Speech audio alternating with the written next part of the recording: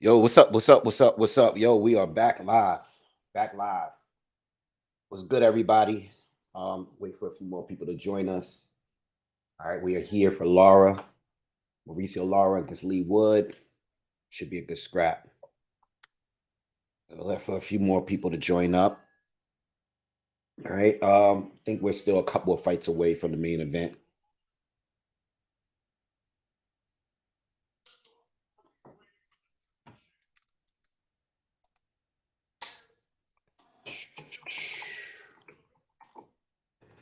Came on a little late today because had to eat. Realized right before I went live that I was hungry. So I had to warm up some good leftovers real quick before I jumped on here. All right. What do we have here? Let me just pull everything up.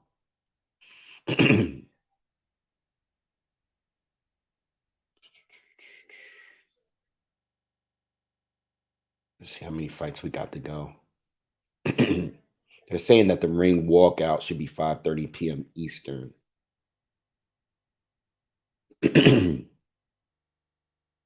How many fights we got left? Looks like we have two more fights before the main event. What's up, Josh? What's going on? What's up, Wade? Good to see you. I just got done with my job interview and now I'm here. What's up with you, man? Good luck on the job interview, man. I hope you get the position that you're going in for. All right. Yeah.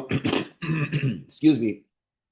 I'm glad to be here today with you guys, as I know I did the breakdown the other day, and I was telling you guys I wasn't sure if I was going to be able to make it on time, but yeah, I'm here pretty early, so this is gonna be a really good fight. And then we have another really good fight later on tonight, also on the zone between Louis Neri against Azat Havanesian, which is another really good fight. Now, I would have definitely covered that fight as well, but I'm going to be watching the NBA All Star Weekend, like the slam dunk contest, the 3-point contest, and all of that. So I'm not going to be on. I was actually thinking about jumping live just to watch the just have like a little watch party of the dunk contest and all that. For those of you that's into basketball, but I'm gonna go out and watch the fight. I mean, watch the game. What's up, Hybrid? What's up, Black Cat? Thank you for the donation. Appreciate it. All right, so yeah, we are here, man, and I can't wait for this fight. If so, for the people that's joining up, please smash the like button. And if you haven't seen my breakdown, it was like another pick similar to the week before. And basically, you know, when I heard this fight, obviously I thought like Lara's too strong, too powerful. Not sure if Lee Wood could take it. After doing film study, I think Lee Wood has a good chance. I like the betting odds. I did put money up for Lee Wood to win tonight. I do think he has a chance, especially if it goes to a decision. But there's a chance where Mauricio Lara just might blow him away. And I think if Lee Wood can get past the first, 5 or 6 rounds or so, I definitely think he has a good chance of winning this fight. As strong as Lara is, there's a lot of holes in his game. There's a lot of defensive flaws. He's definitely there to get hit. And I think that Lee Wood's chances, based on like how he boxes, I like his chances better than Josh Warrington. It just really depends on how durable he is, because he's going to take some big shots. But I put the money up for Lee Wood simply because I think he has a great chance of winning.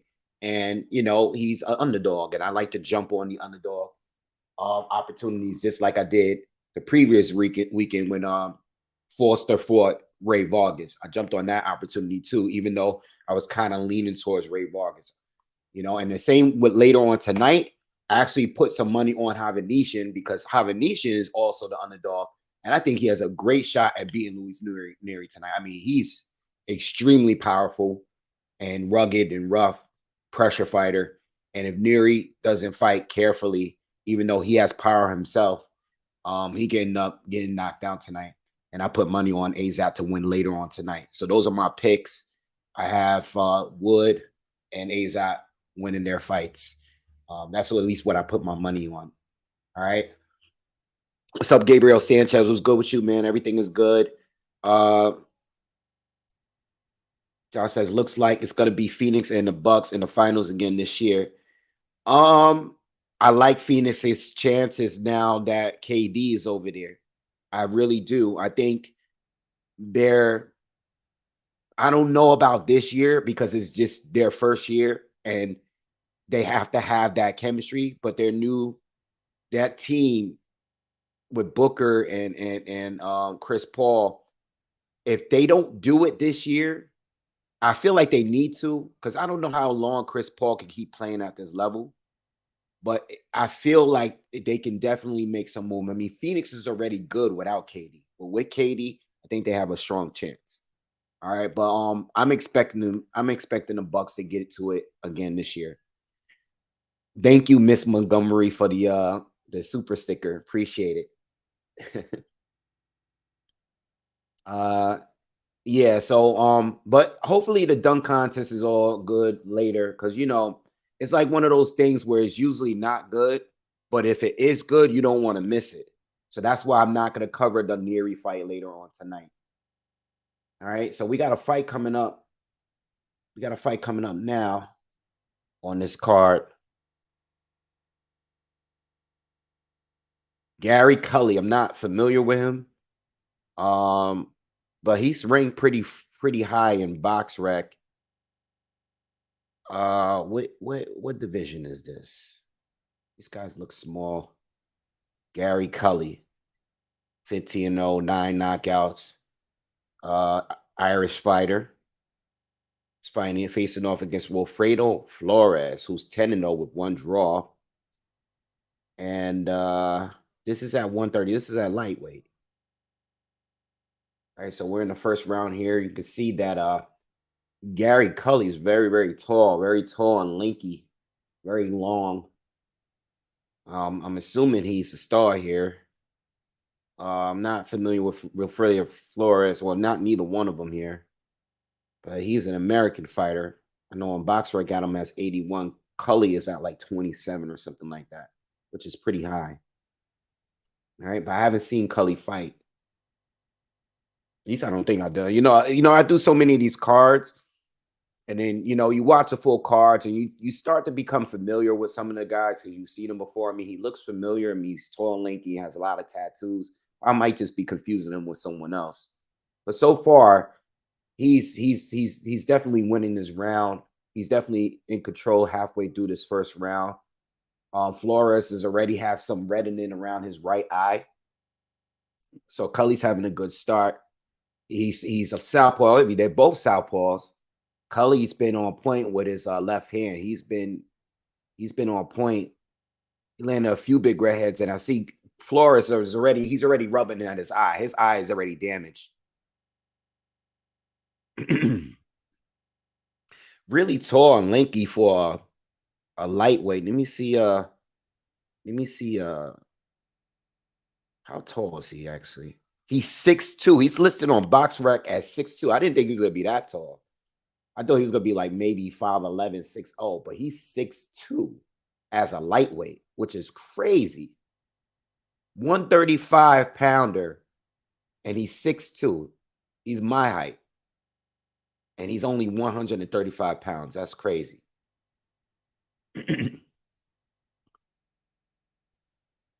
He's fighting a guy named Wilfredo Flores. Flores is starting to bleed now. He's bleeding. He's bleeding out on the corner of his eye, I think. I think he's bleeding. Looks like a cut. All right, first round goes to Cully.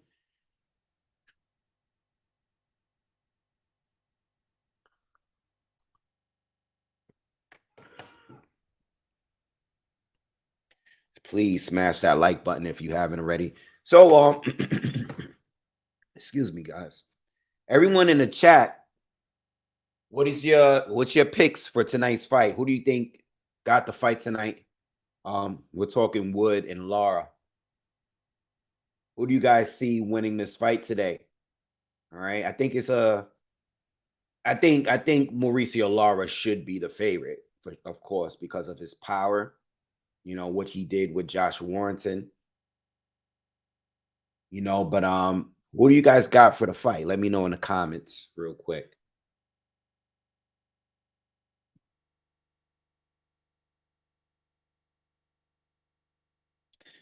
Flores' coach is telling him to move to his left, stop moving over to the right, because he's been getting caught with left hands over and over again. So we're in round 2. Cully clearly got the first round. And this is a 10, excuse me, this is a 10 rounder.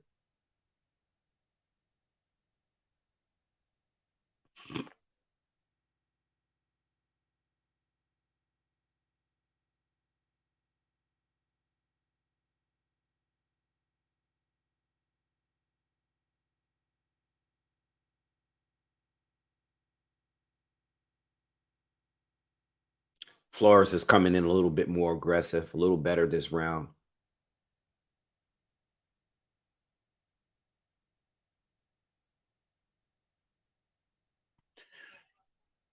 Mike says Lara KO back and forth fun fight. It should be a good fight for the amount of time that'll last. Jay Foreman says, "What's up, Wave? I got Lara by KO around the seventh round. Wood will try his best to move." Okay. Hybrid says, "I put money on Woods, but I feel like Lara will win." Yeah, I feel you. I mean, the thing with Lara, oh, nice left hand lands for Flores. Flores is having a decent round. The thing with Lara is I feel like he could be outboxed. I just don't know if Lee Wood is the one to do it. I mean, there's a lot of really good fighters still at 126. That dude, oh, big shot. I think I missed it. I missed the shot. Flores is down. He's getting counted and he's badly hurt. He's up. The ref is going to let it continue, but he's looking in this corner. He's not. He's out on his feet. I think Cully's going to finish him right now. Yeah, he's done. He's done. Ref is jumping in. Yeah. Yeah, Flores is done, guys. 2 rounds. Cully stops him. Good win. Can't believe he's 6'2" fighting as a lightweight. See, the problem is with Wood going into this fight, and we know he had one of the best performances last week, one of the best fights against Mike Conlon and everything. And that's all good. What the problem is with Wood that I feel is going to be is when he feels Lara's power, it's going to change. It might change the direction of how the fight is going. I really think that Lara's power is real. I mean, you can hear it every time he throws. His power is insane. And, I know Lee Wood, good boxer. He has a very good jab. This is what I expressed in a breakdown. His jab, the amount of probing and pawing, and he's very good at controlling distance. So he's good at these are the things that I feel like he's going to need in order to win the fight. My thing is, how long can he go? If he's durable enough to do it. Yes, he was durable against Mike Conlon, but Conlon was very inexperienced at that time. That was Mike's step up fight, and he was a problem with Mike is that Mike was boxing perfect. The problem with Mike in that fight is that he tried to get Lee Wood out of it. He had him hurt early, and I think he punched himself out. And then Wood started to pick up some rounds. Conlon hurt Conlon. I mean, yeah, he hurt Conlon, put him down, and then eventually got him out of there. I think Lee Wood is just a different type of fighter, though. Now I think, like I said, he could be outboxed, and this is why I thought it was good enough to put a few dollars down on Wood to win this, because I think if he is durable enough, and if he can box well enough to not get hit too much, I think he has a great chance of outboxing Lara. Because Lara is definitely there to get hit.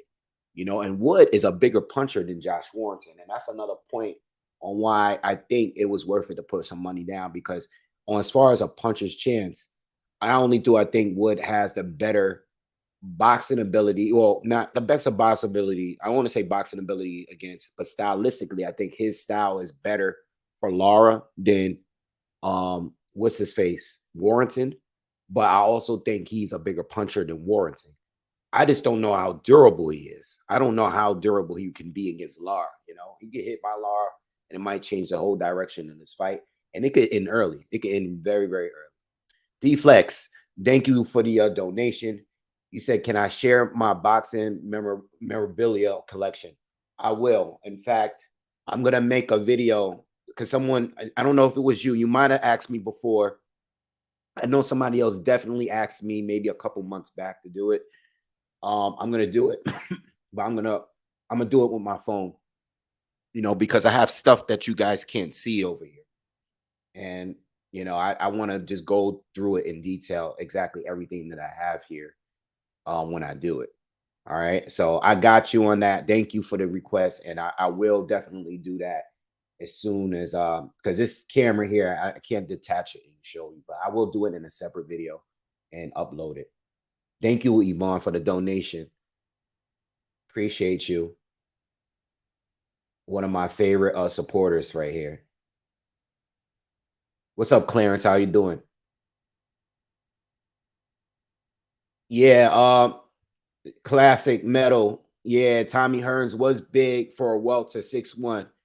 I actually met him. I actually met Tommy Hearns. I still got a picture of me and him from when Mayweather and Pacquiao for I met him in Vegas that week. I gotta find the picture. I don't know where the picture's at. It might be up on Instagram. I probably uploaded it on there. If it's not, I gotta find it. But I had a pleasure of meeting him. And yeah, he was tall, but you know, now we got like Sebastian Fundora, you know, guys like him who is 6'5", fighting at 154, which Tommy Hearns also fought at and fought at 160 even. You know, Sebastian Fundora is 6'5", who I also met. And I got his autograph that's sitting over there. I met him at the Hall of Fame last year. Yeah, so I have a lot of stuff over there. Not everything is visible from this camera, but I'll show you guys and I'll tell you exactly what I got over there. But I'll do it in like a video on my phone so you guys can see everything. All right. Hybrid, thank you for the donation. He says, thanks for the commentary, brother. I am at work and can't get my dazn app to work on my phone. It's all good, man. I got you covered. I got you covered. I got you covered, bro. I got you. Yeah, so we have one more fight to go before the main event.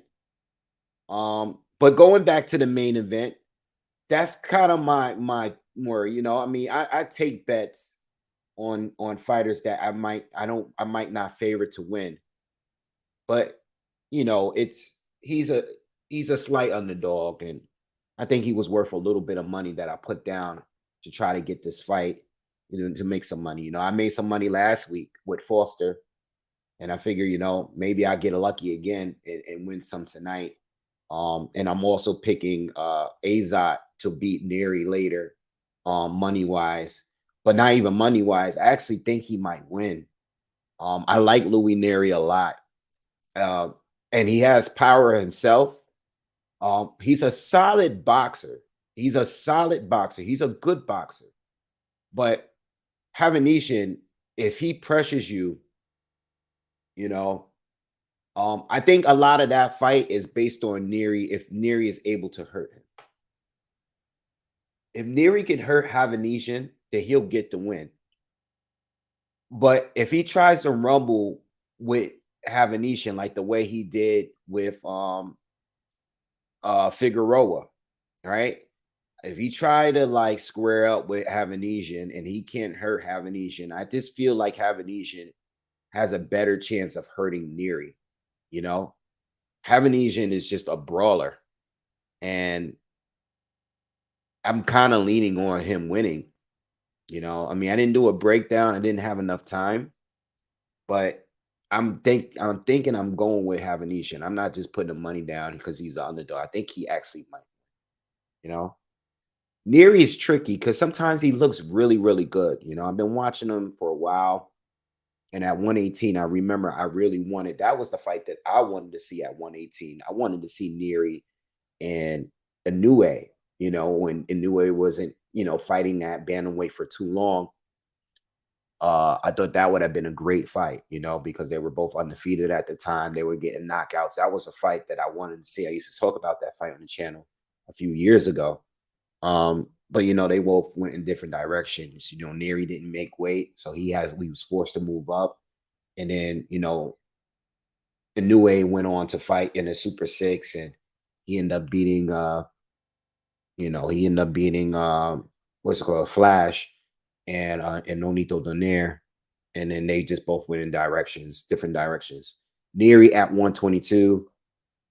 I don't know, man. I feel like Neri is good, but I feel like yeah, that's Adi. That's Adi interviewing Cullen. Yeah, he's been up and working for DAZN for a while. He's usually on all of the major cards with DAZN, which is pretty dope.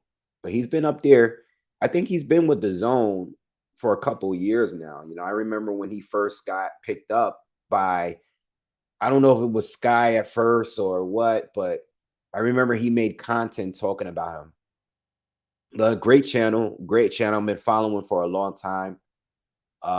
Great channel. He seems like a very nice guy. And yeah, good for him. But yeah, Neri, I just don't think Neri is gonna be that good at 122. I mean, the power is still there, but the comp up at 122 it's just better. It's better at 122. And that's why I'm so looking forward to the fight between Fulton and Inoue, because I do believe that as great as Inoue is, I think Fulton has a better chance of beating Inoue compared to anybody else that Inoue fought up to this point. You know, I think Inoue has the better chance. I think Inoue is probably going to still win, but I like Fulton's chances of winning that. You know, again, that'll be another fight where eventually I'll do a breakdown. But, I'm telling you guys now, since we're talking about it, I'm probably going to be picking Inoue to win that. You know, as much as I like Fulton and I like his chances of winning, I'm not. I'm not always.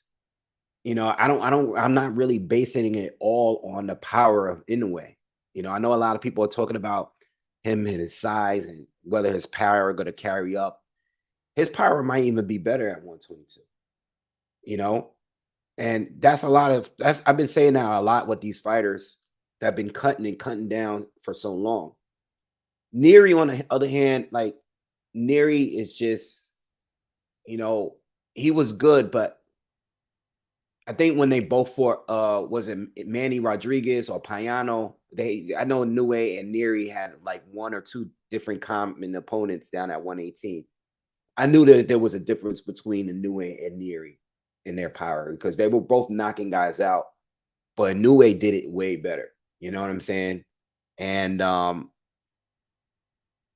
think Inoue is gonna carry. His power is way too ridiculous. I mean, he's not one of the best boxers out there. He's one of the top punchers out there, period, in all of boxing, pound from pound. He's up there with Wilder, Tank, and Better BF. Those guys, they're elite level punchers. Um, so I don't think it's really about the power, it's the full package. And I think Fulton brings the best challenge. I just don't know if it's going to be enough to get it done. But I'm assuming that Inoue is going to be the favorite to win. And if he is, I'll definitely be putting my money up on Fulton possibly getting, because Fulton, he can, I've seen him go in a pocket and handle himself well against those guys that like those brawlers that he's fought. And he can box. We can see him box and move very, very well. He's been in there with very good fighters throughout his whole career. So I think he's ready. He seems to be very confident because he's going out there to fight him, which is what he's standing by his word. I like Fulton's I like Fulton's confidence going into this fight, you know. But he can box well. If you want to see Fulton box, you'll see him against Daniel Roman, where he just round by round just clearly just beat him damn near every round in that fight. And if you want to see him switch it up, go in there against a brawler like Brandon Figueroa, fighting his fight. Halfway through that fight, Angelo Leo, another guy that he fought his fight. Didn't have to, but he did it. Being in there with you know, Joshua Greer Jr., Adam Lopez when Adam Lopez was undefeated, he's been hurt. He's been in some good fights. He got a good resume here. Love the fight. Can't wait. At some point in my life, I would love to go to Japan and watch like an actual fight out there and experience that. One day. It won't be this fight though. One day in my life though, I'll definitely go to Japan and actually see a fight out there. A few places I want to go. What's up, Chain? What's up with you? Not me says this undercard is okay. I hope the main is amazing. I've only seen 2 of the undercard fights. What fights did I watch? I watched the Clark fight, which was right before this Cully fight. So I went live right as soon as the Duffy Clark fight ended. But I was watching most of that fight. I didn't watch any fight before that though. Yeah, I didn't watch any fight before that. I see Conway was on the card. I see he got a points decision against Jorge Silva, who I'm not so familiar with, but I've seen Conway fight quite a few times. He's solid. Who do I got in the main? I think Lara is gonna win, but I put money up for Wood to win. That's my pick. I think Lara's gonna win, but I'm putting money up for Wood. All right, because I think it's a good opportunity. I think he has a good chance of winning. Yeah. I jumped on that underdog opportunity, that money there. All right, so we're waiting for one more fight to go. And who was that? Who's up next? Who we got next? Dalton Smith is fighting Billy Allenton. Dalton Smith, another up and coming UK fighter. 13 wins, 10 knockouts. And this will be at 140. All right, light welter, I mean.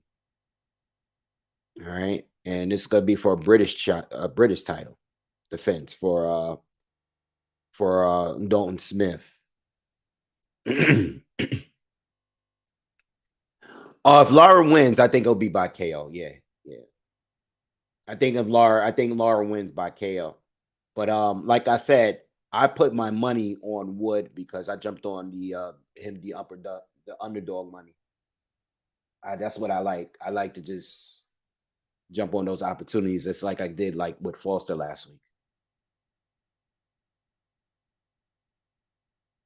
If it wasn't for that, I probably wouldn't have even put any money up for this. Focus, what up?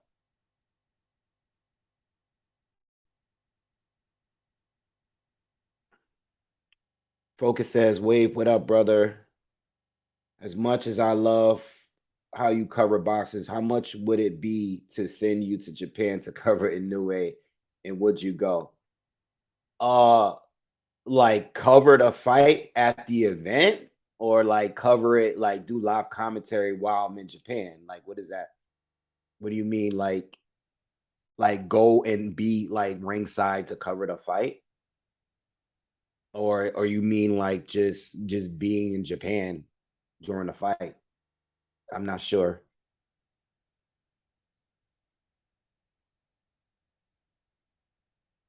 Be at the fight and be covering ringside. Um if I mean, if you're being serious, I would just need the money that would cost me to be there. Like the flight and just my room just to be there. I mean, I travel for fights out of my own pocket all the time. So I would just want it to be covered to, cover the fight and just the expenses of going and just being there. Because being there is a treat, but covering it live, that would be a great opportunity. To be able to be there and just cover the fight. Yeah, I guess the cost of just me getting there would be, I don't know what that would be. I mean, that's a long ass flight, but I would be there. That would be a great opportunity. I would love to cover the fight live. Crazy. Focus says, if God willing, the fight gets made, make a GoFundMe and I will donate. Thank you. I appreciate that. Appreciate you even saying that. Um, there's a lot of fans out here that really, really, really love boxing. They just want good boxing. And I'm one of those people. And I'm fortunate enough to have a lot of a lot of like supporters of the channel that really love it too, because I don't think people realize how big that fight is. Like that is a top 5 fight for me, you know? And I love traveling for fights just to get the experience of watching fights outside of the Barclays and Madison Square Garden, which I love to go to the fights here in New York, but I love to travel and go to fights and see what it's like, you know, um, in different parts of the world. So I would definitely jump on that opportunity. And as far as making a GoFundMe, you know what? I never really thought about it. Maybe I don't know, but how would I be able to cover the fight? I don't know how that would even work because I guess I would need to get some sort of pass, some media pass to do it. I've never done that before. Now I've had media passes, but I've never went there and covered a fight live and like while sitting in the arena. I've never done that before. So I don't even know how that works. But thank you. I appreciate you even saying that. Ivan Holyfield is Calvin says Ivan Holyfield is fighting this even at the Cow Palace in San Francisco. Boxingwave, is he worth seeing live? I mean, if you're just going, what undercard is he fighting on? Now if you're just going, listen, I'm not gonna ever tell you not to go to a live fight, because I like going to fights even when they're not even like big fights. You know what I'm saying? Um, let me see what card he's fighting on.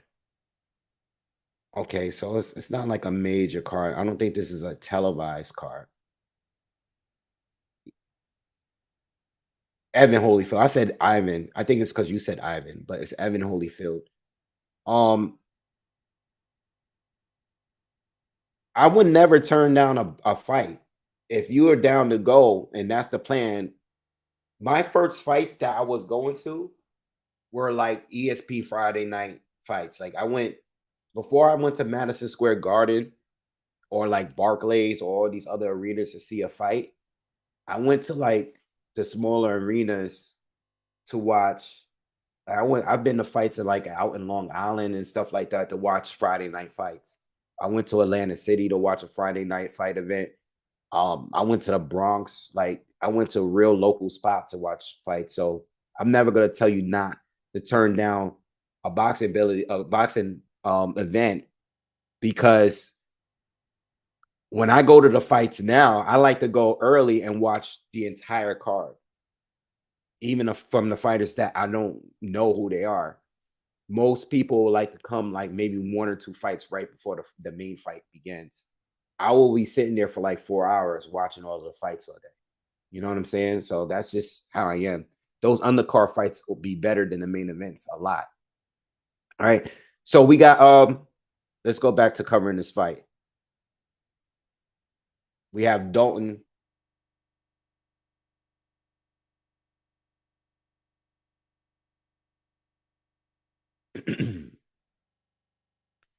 So Billy Allenton and Dalton Smith. Not familiar with Allenton. I know he's 10-1. But he has 4 draws already. All right. So in the first round, neither one of these guys are really throwing. They kind of just they're in the center of the ring and they're just kind of like looking at each other, waiting for them to start letting their hands go a little bit.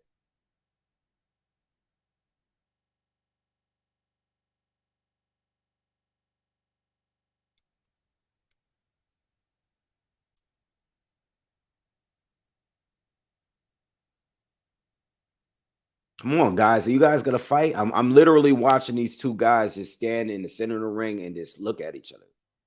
No jabs, no nothing. Let's go. Allenton kind of reminds me of George Cambosos. He looks like him. He got the same haircut. He got the same like look. They have like they familiar. They look like they like relatives or something. And Dalton steps in, throws a little flurry. Too much respect from both right now. Allenton lands a jab.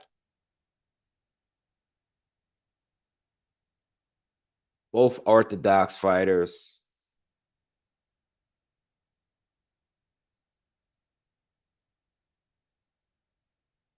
What's up, Evie?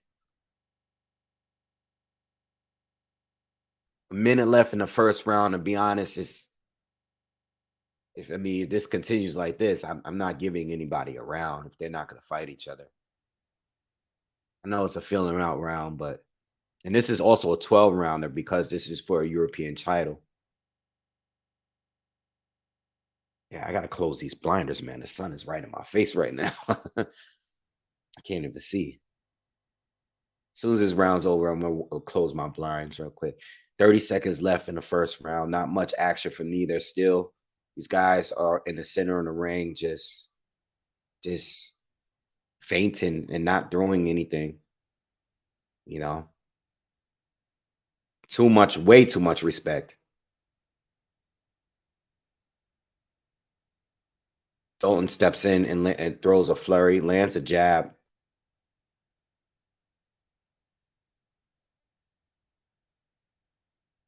All right, give me a minute. Let me just that's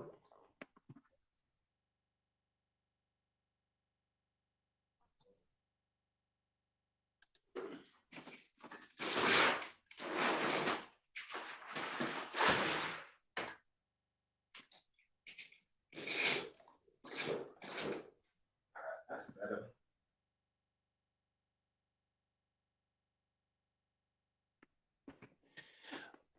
In a way against full early prediction, I'm leaning towards in a way to win. Um, you know, so I'm leaning towards in a way, but again, like I said, I don't know how the numbers are gonna look, but I'm assuming Fulham's gonna be the underdog going into that fight, and um, if he is the underdog, I'm gonna put some money on him for sure. But I think in a way is gonna win.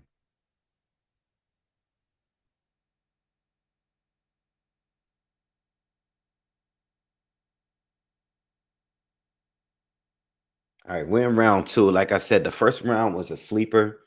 Neither one of them really did anything for me to give a round to either one.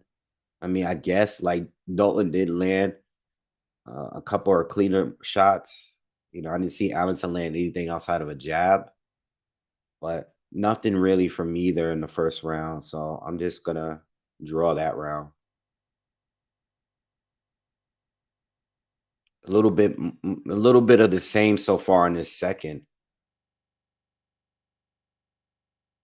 These guys they're showing a little just too much respect right now.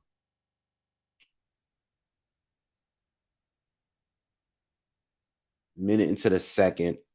And all we get was a warning from the ref against Smith, who had Allenton in a headlock when he threw an uppercut.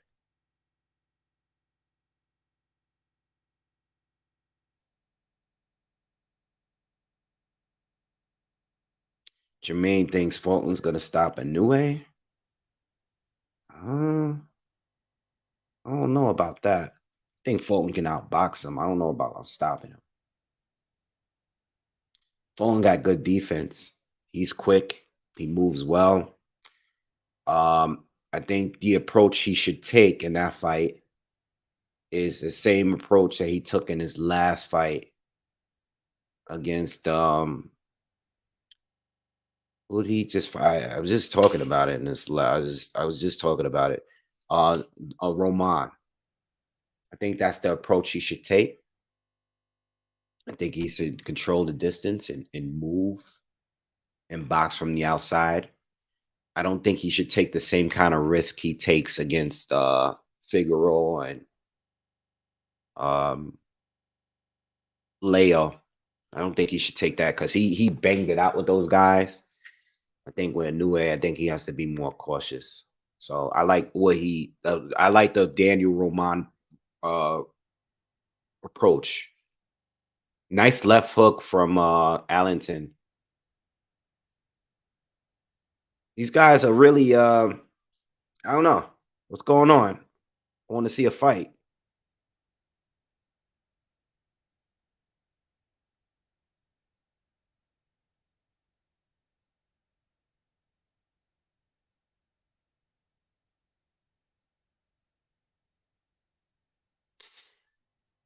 This fight's kind of snoozy right now.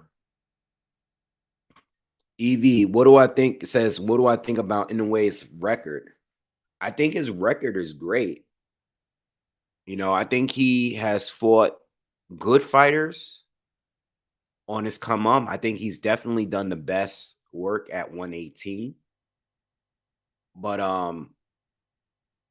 I still believe that there are bigger challenges out there. And I think at 122 will be the biggest challenges. I think the Donaire win was big because of what Donaire is at 118. You know, because he's huge at the weight, but he could still make the weight. But I would like to see, like, I think out of like the top 5 pound for pound fighters, I think his resume is the easier to target because he doesn't have any familiar names on there. And I'm not saying that any of the fighters are bad that he fought. Like, no, I remember him going into the Donaire fight and people think that he would lose. I remember him going into the Manny Rodriguez fight and people thought he was going to lose.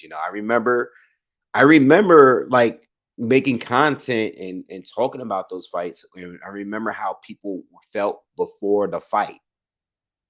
So after he beat them, it didn't look like much. He made them look bad.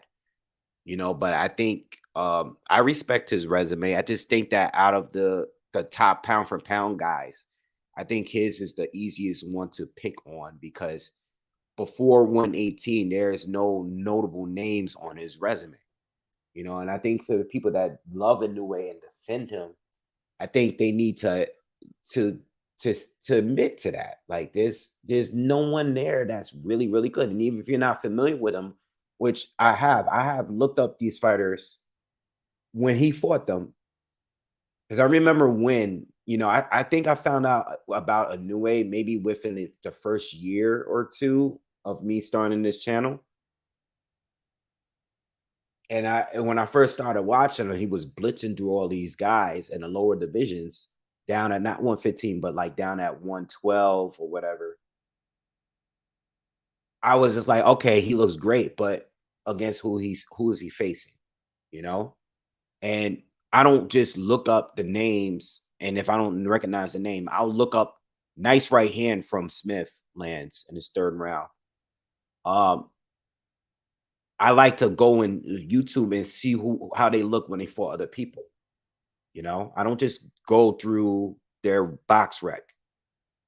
And it was nothing special about any of the guys that I seen him face. It was nothing special. Like they were solid and he destroyed them. And he destroyed the guys on 118. So he should get credit for how he beat everyone, you know?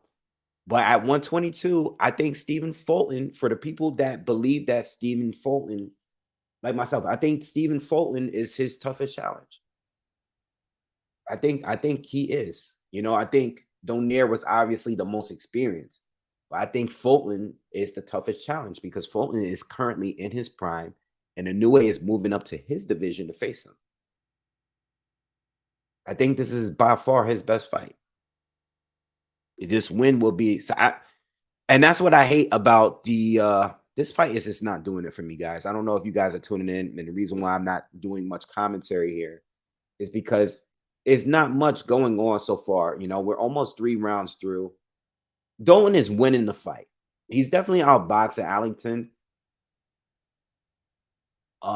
Allenton is not really doing much, but I can't stand. I don't like the amount of tying up both are doing.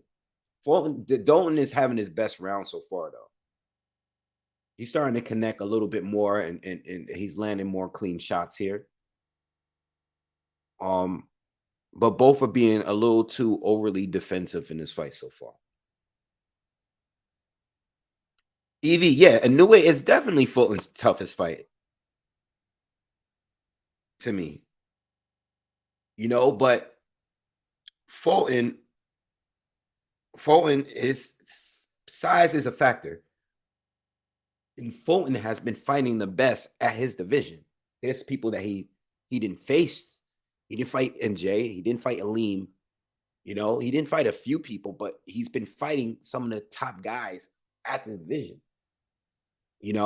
at a bigger division. So with that being said, they're both each other's best opponent. I don't think Fulton has fought anyone nearly as skilled as Inoue and powerful as Inoue and as fast as Inoue. He has no one on his resume that compares to Inoue. But when it comes to Inoue, I don't think he has fought anyone that is as good as Fulton in his prime.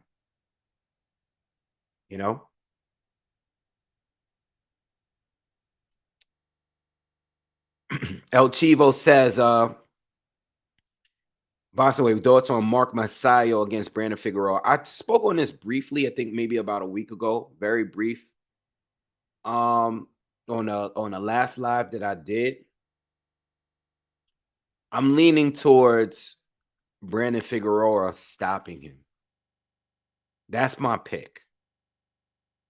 I don't know what the betting odds will be, but I'm picking Brandon Figueroa to stop him in the second half of that fight. I think Mark Masayo's best chance is getting a stoppage against Brandon early, and I don't think he's going to get it done. Once Masayo burns out, it's going to be over. He's going to have a rough night. He's explosive. He has power. He's fast, but he's predictable, and he burns out too fast, and he's not that good of a boxer, to be honest. So I'm liking Brandon Figueroa to stop him on the second half of that fight. It's still a very good fight. I'm not taking anything away from the fight. But I think Brandon Figueroa is gonna be very, very tough for guys to beat.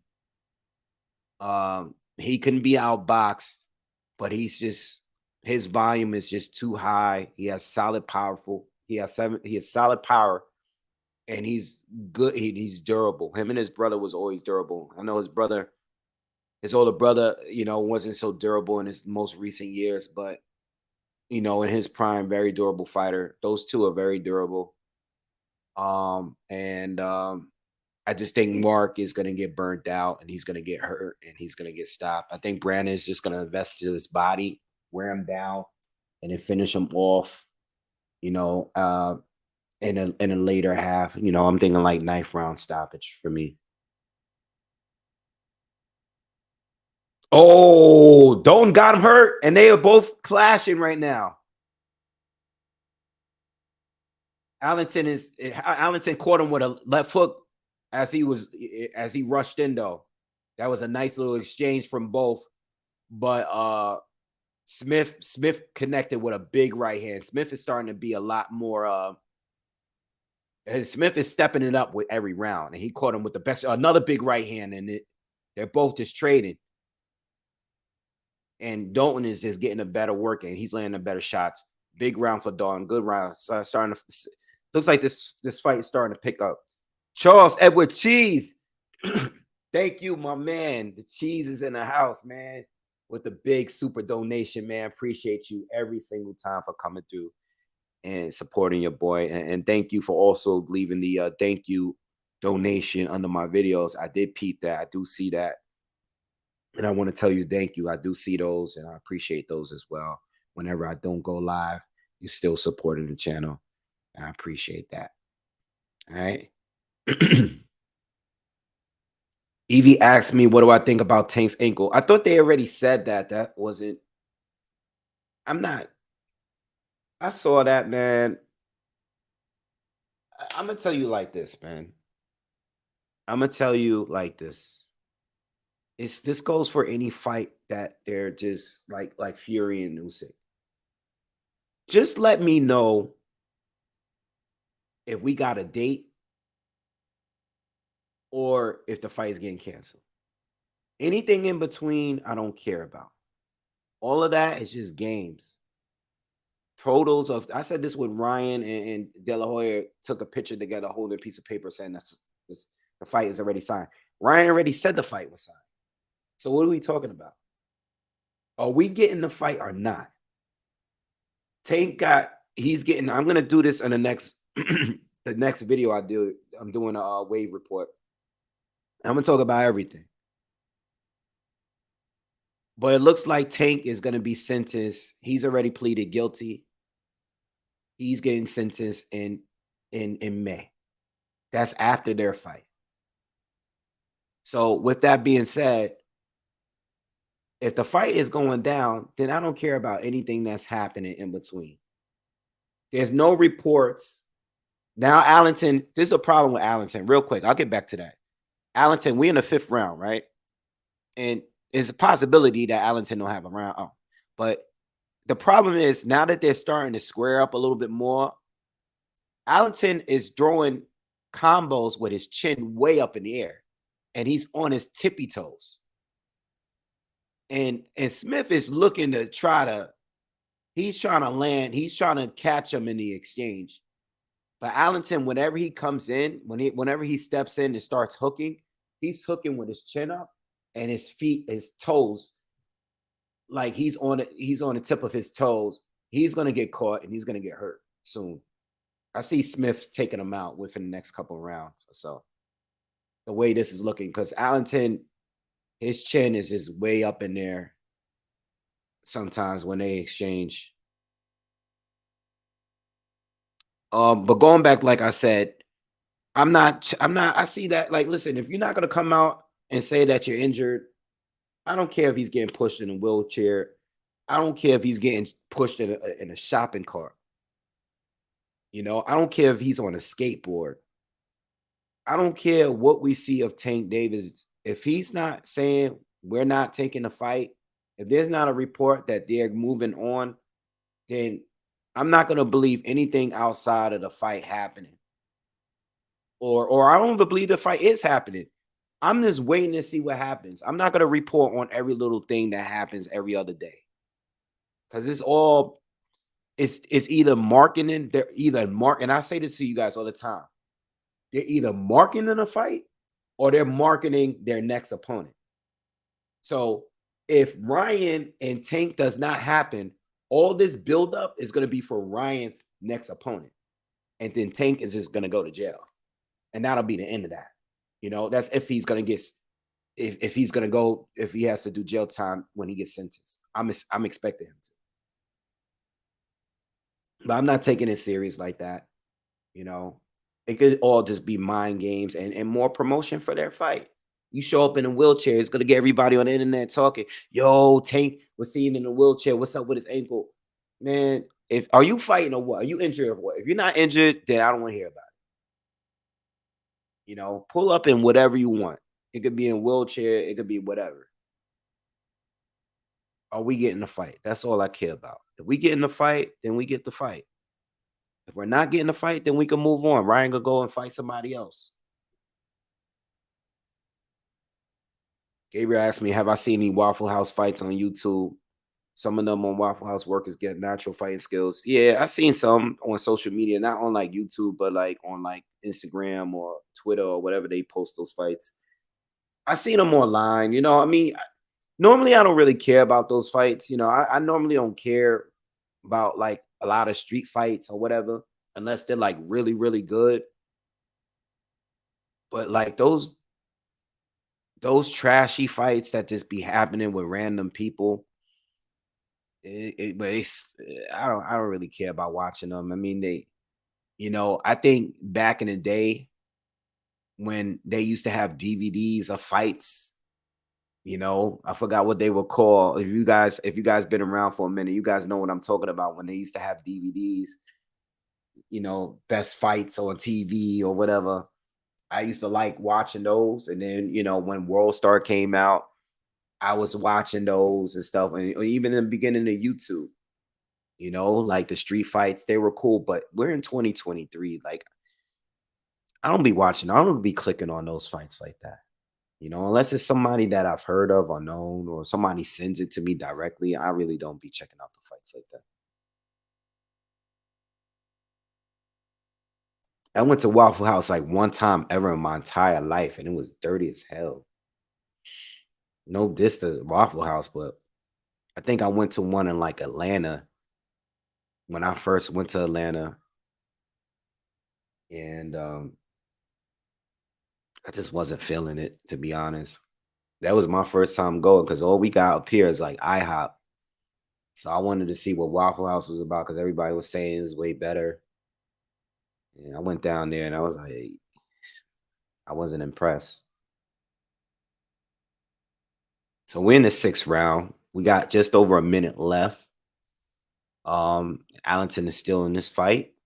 Smith is winning, and I seen the unofficial scorecards on screen. They have Smith winning every round. Allenton is doing good on the defensive end, doing better here. He's getting underneath a lot of these hooks,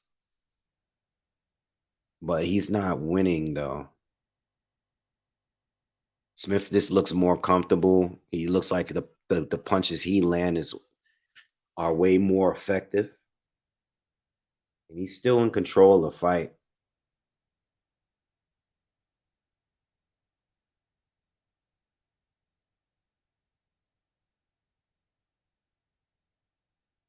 What's good, Orgasmatron? What's up with you, man? Lara by KO. Yeah, everybody, just about all of you guys. I think maybe outside of one or two people got Lara winning tonight by KO. Clovis, I don't know where you can street the fight. I'm sorry. But the fight is next. And we are halfway through this fight here, the co-main event.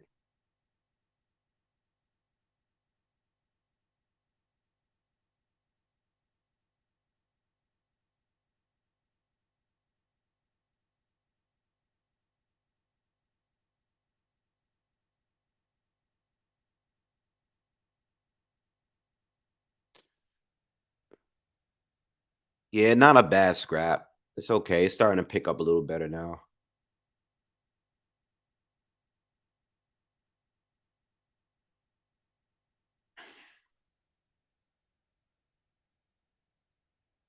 What else is going on in boxing? What else is going on?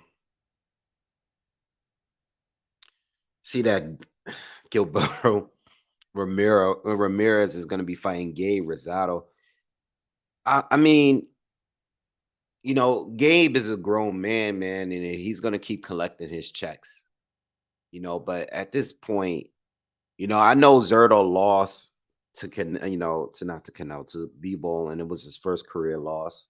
And I know he was dominated on the scorecards. I understand that, but I don't think that Zerto was not knocked out. His chin wasn't exposed. You know, He lost to a guy that just beat Canelo clearer than anyone has since Floyd. With that being said, it's not the worst loss in the world. I understand, taking a tune up, but Zerto has not always fought the best opposition, and I don't think that he needs to step down that low. I know Gabe. Gabe is I love Gabe. Gabe is my favorite journeyman. He's been a journeyman pretty much his whole career. There's some fights that I feel that he could have won. Um, and he's given me some wins that I didn't expect him to have. With that being said, he has not looked good since in at least 3 fights, you know? Um, at this point, he should not be fighting Zerto at 175. You know what I'm saying? It's just for what?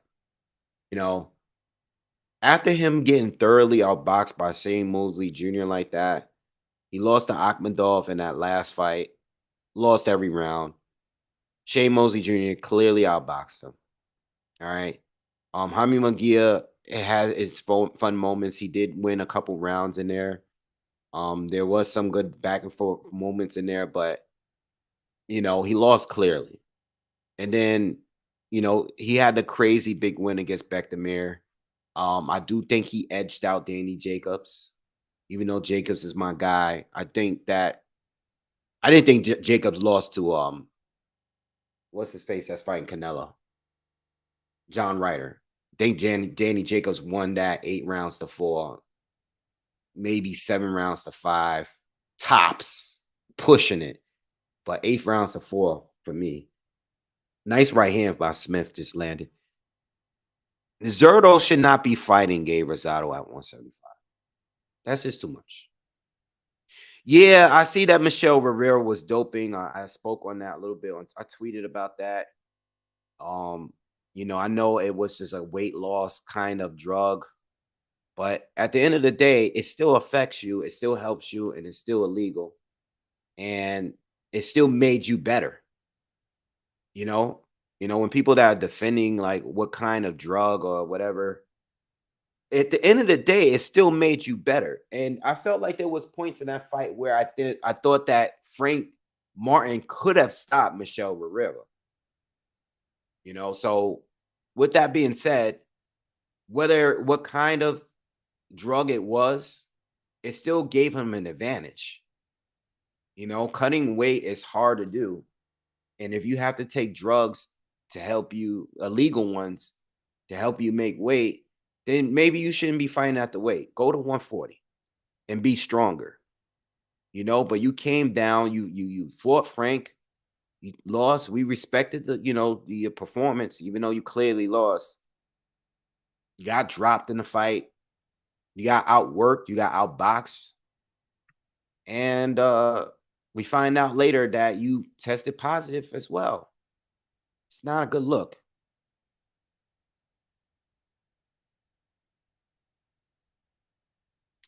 Gasmantron says Benavidez says he can move up and stop Bivol based on sparring sessions. Your thoughts?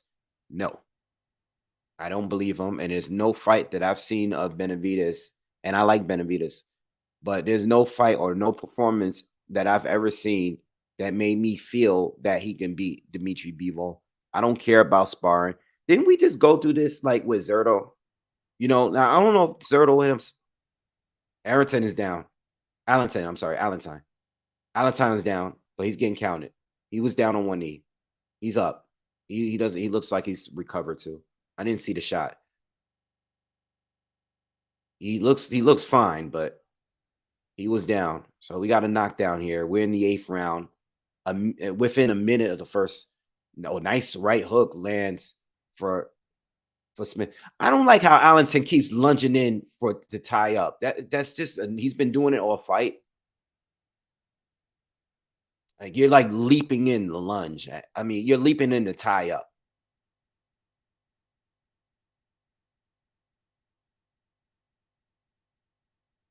Yeah, so I don't care about the sparring stories, man. Just There's nothing about his game that makes me feel that he can beat Debo.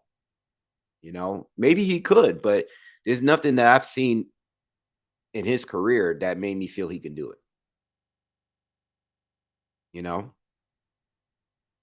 Jermaine asked, "Am I calling Jake Paul versus Tommy fight next week?" That fight is next week. Um, yo, I might do it, man. If I think I might do it, yo. If I don't got nothing to do, I'm gonna call it. I might just have fun with it though, not like serious. I think I called one of those Jake Paul fights. I called one of the Tyron Woodley fights because I was a big Woodley fan with him being the UFC. So I called one of them. It's not like I had never called a Jake Paul fight. I might call that one. I don't care for it though. But thank you for donating. Yeah, I don't want to hear about sparring stories all day, man. Like if y'all not gonna really fight, then I don't really care. Please smash that like button if you haven't already, man. Let's get up to 70 likes, man. We got 70 people in here. Please, let's get those likes up. Everyone that's watching, if you're here watching, if you've been here for a minute, just smash the like button. Do me that favor. And if you can, also share the video as well on your social media. Um, but yo, I don't care about the sparring stories, man. We can talk all day about sparring stories. A lot of guys got knocked out in sparring. A lot of guys, had a better of other, guys ain't going all the way hard in the sparring sessions, man. I'm getting tired. And to be honest, I'm getting tired of these sparring videos that's just popping up. I didn't like that. I didn't like the Rolly Romero video that popped up. And I don't even like Rolly Romero at all. But I didn't like that video, man. Because it's like you hurting the status of that fighter by releasing videos like that. You know what I'm saying? Because yeah, he got knocked out by Tank, but you hurting it. You now everybody know he got knocked out by somebody else. And I think that's not good going into a fight because he may be able to beat that guy in a real fight. It's just I don't like the way like sparring stories and people holding on like too much into those, putting too much into these sparring stories. I think they count.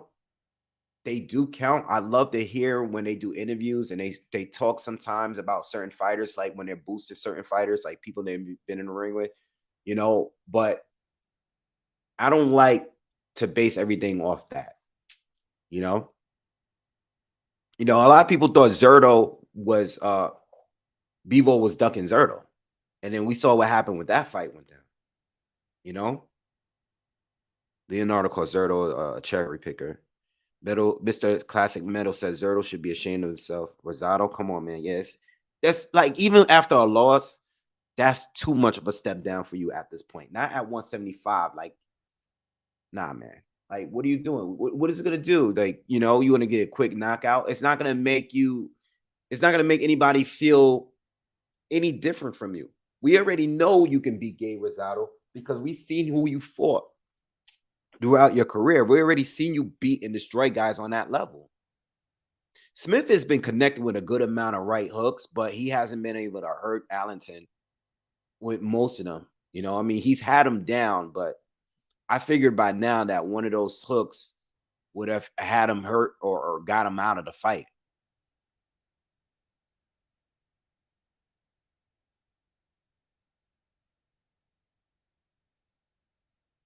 Mr. Classic Metal says that sparring sessions crap is getting out of hand. Just like I was just saying, it is getting out of hand. Some of them are a treat, though. I'm not gonna lie. I thought when Haney and Shakur sparring, make neither one of them look bad. It didn't really make regardless of who you thought won that session, it didn't make either one of them look bad. It was just two young fighters around the same age. It didn't make anyone look bad. But some of these sparring big right hook again lands for Smith. All right, Allenton ate it though. But he's been getting caught with those hooks because Allenton just keeps lunging in and walking right into those hooks. All right, but he still hasn't hurt him to a point where he's putting him back down.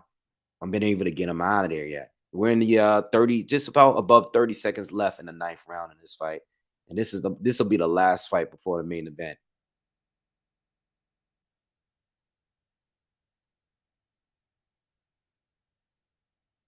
Another hook. Big hook by Smith. And he wobbled. He buckled Allenton, but Allenton is still up and he's tying up. The problem with Smith in that moment is that Smith kind of just stood there and admired his work.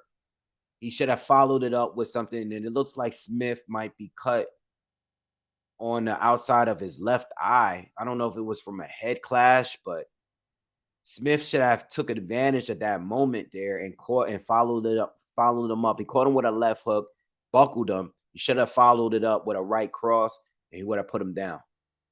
He didn't do anything.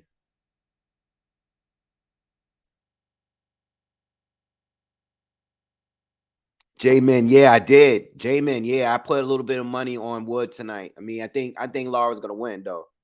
But I did put a little bit of money on Wood to win because I don't think it would be that much of an. It will definitely be an upset, but it wouldn't be that much of a big of an upset as people are making it seem like.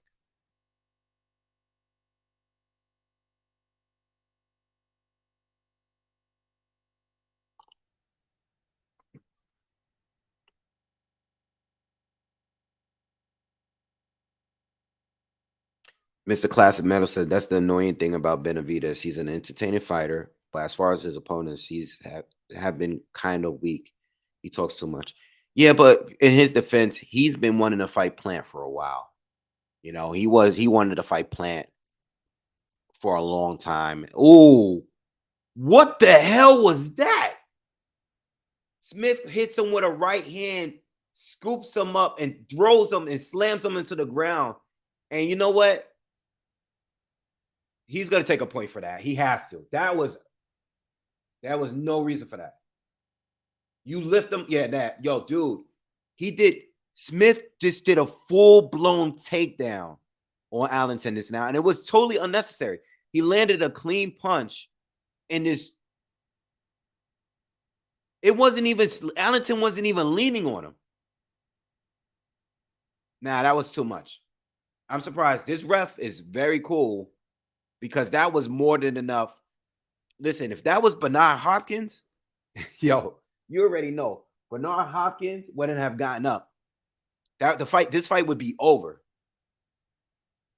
That was over the top. Bernard Hopkins wouldn't have gotten up. This fight would be over. You can't pick somebody up and scoop them like that. You can definitely, yeah, that was too much. Yeah, salute for Allenton for getting back up and fighting on. He was laying there for a little while, but I just don't understand why Smith would be frustrated to a point where he would have to do something like that. That was ridiculous. That was bad. That should have been at least a point. At least a point.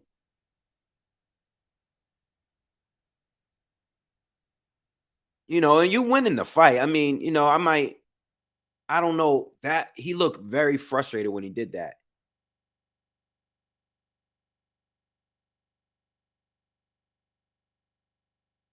YCS, why are you here? What do you want? Why are you talking about Crawford and Pacquiao and not signing for a Pacquiao fight? Like, what are you doing here? Like, what are we doing? What are you talking about?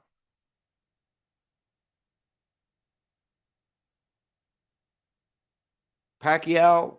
We're talking about Pacquiao? No, you keep talking about Pacquiao. I'm gonna move on to the next comment.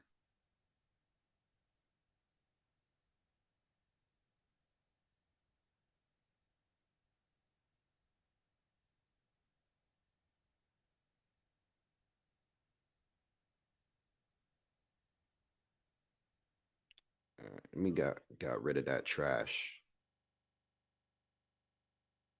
Yeah, I blocked him. I don't have time for trash on here. He's talking about I'm clout chasing.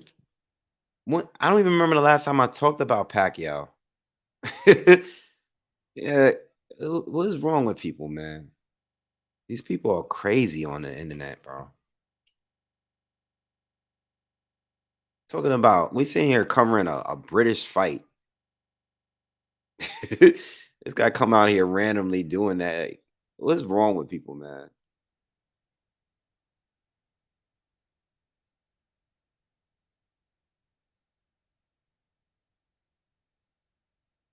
Listen, man, I'm gonna tell you something. I'm really surprised that referee didn't take a point, and I'm really surprised. I'm even more surprised that Allenton got up because we know that fighters that are losing, like the way he's losing right now, a lot of fighters is always looking for a way out. That could have been his way out because that was a hard slam, bro. That was a very unnecessary hard slam. What's up, Mike G? Is there a good chance for Wood to win? Yeah, I think so. I put up money for him. Listen, because I know a lot of bettors, gamblers come here. Okay, I'm not the wire, but I know the wire. I'm not a full blown gambler. I just put a little money here and there on these apps every now and then. But I put money on Wood. I win money most of the time, but I lose some too. So gamble at your own risk. Okay. What's the wire say? The opinions that I have on this channel. He says some whole disclaimer in the beginning of every video. shout out to the OG The Wire. I've learned a lot from listening to Wire. He's one of the first YouTube channels that I came across after I started making videos. But yeah, I gamble at your own way. I put some money up for Wood because I think he has a good chance. But if I'm wrong, it's not any kind of money that would hurt me. I'm not a hardcore gambler. Hybrid, it's funny you asked me that because I've been talking about Berlanga and Canelo, and all week now, ever since he signed with Matchroom, everybody's talking about Berlanga and Canelo. So this is the thing. What I said is that if Canelo is going to have a tune-up, which he's not because he's going to fight John Ryder, some people is going to look at that as a junior tune-up as well, which is cool. But I said before we knew it was going to be John Ryder, if Canelo was coming off an injury and he wanted to have a tune-up, a voluntary fight to test that risk out, I said if he's going to have one in May, have one against Edgar Berlanga. Not that I really want to see that fight, but if you're going to tune up, if you're looking for a tune-up, then have that fight. I mean, you coming off a B-Roll fight, a Triple G fight, you had a fights with Plant, you went undisputed. You had a tough schedule. So if you're going to actually have an official tune-up, have one against Berlanga, sell it as Mexico against Puerto Rico, and do the fight. I had no problems with it. But it looks like the fight might really happen at some point because if Berlanga, I know exactly what Eddie can do. They could put Edgar, if they could put Berlanga in there with like two solid opponents this year.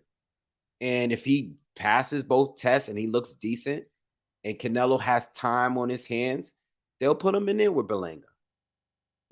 But I still look at Berlanga as far as Canelo as a tune-up. I don't think Berlanga beats David Morrell. I don't think he beats David Benavidez. I don't think nice combination from Allenton. Nice, right at the end of the round. I don't think he is better than any top 168 fighter. So it would be a tune-up for Canelo, but it'll be a tune-up that they can actually sell. But I figured that once he left Top Rank, I figured that he was going to go to Match or to Golden Boy. I figured that was going to happen. Gabriel, thank you for the super chat. He says, I know it ain't much, but it's my first super chat, and I love your commentary. Keep it up, brother. Thank you. I appreciate you even doing that. I know you've been watching for a minute because I see your comments, and I'm familiar with your name. Thank you, man. Don't worry. Anything is cool, man. Don't worry about it. Don't let Charles Edward Cheese come through and make make y'all feel like y'all can't donate because he comes through with the super chat, man. Anything. Some people donate just $1 on here, man. I appreciate for anything, even if you guys just hit the like button for me. I mean, that is supporting. So, I appreciate everything you guys do to the channel, and it helps. It helps because it's a lot of time that I put in, especially when it comes to breakdowns. Um, and these guys, I look at these support like they help me towards the fights that I do go to, because I go to a lot of fights throughout the year, and you guys help with that. I pay out of pocket. Um, some people say to me, why not do the media pass? Do the media pass. And I could do the media pass thing, and go to some of these fights and just go for free and have the pass. But I like to be there as like I like to support. I like to spend my money on boxing and support and pay because that's you're not I'm not I wouldn't be supporting. I'll just be supporting myself if I go to the media thing. And I really don't want to do media, to be honest. You know? So, that's the reason why I still purchase tickets because I want to support the sport, especially when it's a quality card. I try to pay for good tickets and support boxing. You know, there and I don't I'm not trying to diss anybody, but I think a lot of boxing channels are for themselves, and I don't think they're really helping the sport based on the content that they're putting up. And a lot of them don't even go to the fights. They never go outside. Um, a lot of you guys have seen me at fights, so I try to support. That's my way of giving back. This is why I will never do live commentary and stream a fight because I'm not going to make money off here and not pay the fighters. If it's a pay-per-view, I purchase the pay-per-view to cover the fight. Jamin says Berlanga going to get his ass taxed with Eddie Hearn. Yeah, I mean, I don't know what's gonna happen, but I think they're gonna move him in accordingly. I don't think they're just gonna throw him in there with the wolves. I think they'll do him right. Uh Mr. Classic Metal says smart move. Excuse me. Smart move to sign Berlanga. Top rank already did the groundwork by hyping him up, which they did. Hearn will match him against a few average opponents if they feed him to the Sharks. Yeah, he's gonna have at least 2 fights. If he's doing like a 3-fight deal, he's gonna at least get 2 like solid fights. They'll give him one, tune up, they'll step it up a little better the second one. And this fight is the end. The 12th round is done. Yeah, they'll give him a couple fights, and that last one will be a step up. If they can land Canelo, if he can land Canelo, they'll get Canelo. If not, then maybe they'll get him in there with somebody else, Edgar Berlanga will be opponent, and I've said this before. Edgar Berlanga, and I said this 2 years ago. Gabe Rosado will be the opponent for Edgar Berlanga. Whether he loses to Zerto or whatever, Gabe Rosado will be fighting Edgar Berlanga. Guarantee you. Oh, shit. Robert Cease has said it. I didn't even read your comment. He says Edgar Berlanga Rosado would be a good fight. It's not a bad fight. It's not a bad fight. I expect Berlanga to win at this point. Hugo asks, where do you put money for fights? Never gambled before, but interested in putting some money myself. Thanks in Salute Wave. I use 2 apps. I use the FanDuel Sports app, and I use the DraftKings Sports. So for these 2 fights tonight, the Neary fight and the Wood fight, I use both on DraftKings. I just switch it up sometimes. I have like a little bit of money in each one.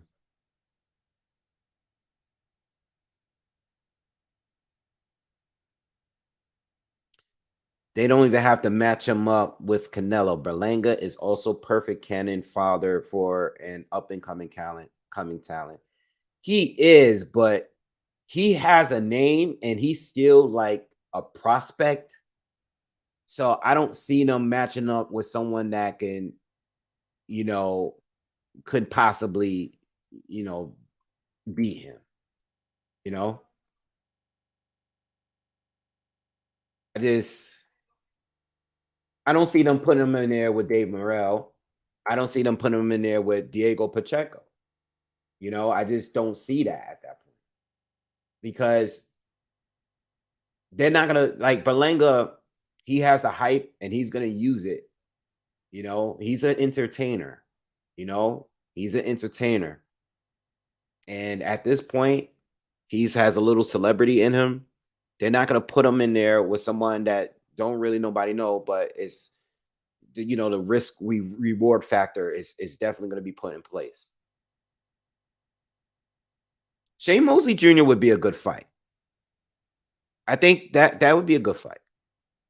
That would be a good fight. I don't know if he could pick them apart, but Shane, the way he beat Gay Rosado, that was the most impressive he's ever looked. And Shane is actually fighting tonight on the undercard of the Neary fight. All right. Ray Indy says, Wave, come down to Texas for the Ortiz and Stanionis fight. Maybe. I've been trying to come down to Texas for a minute. I really wanted to come down there to see Spence for a Spence fight. But I would come down for an Ortiz fight.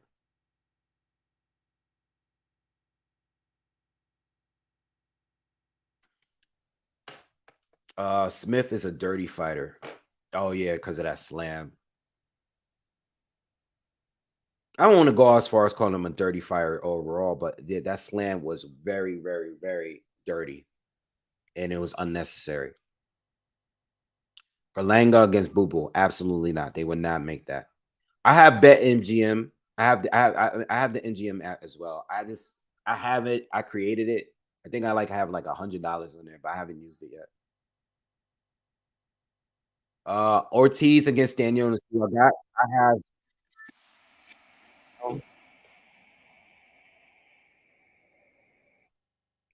one of those commercials. Um, I have Ortiz winning. I think Ortiz is gonna take. I think Ortiz is gonna push it and win. Yeah, I have Ortiz winning. I'm very impressed with Ortiz. I think the only people that beat Ortiz in the division is Spence, Bud, and Boots. I think Ortiz beats everybody else in the welterweight division.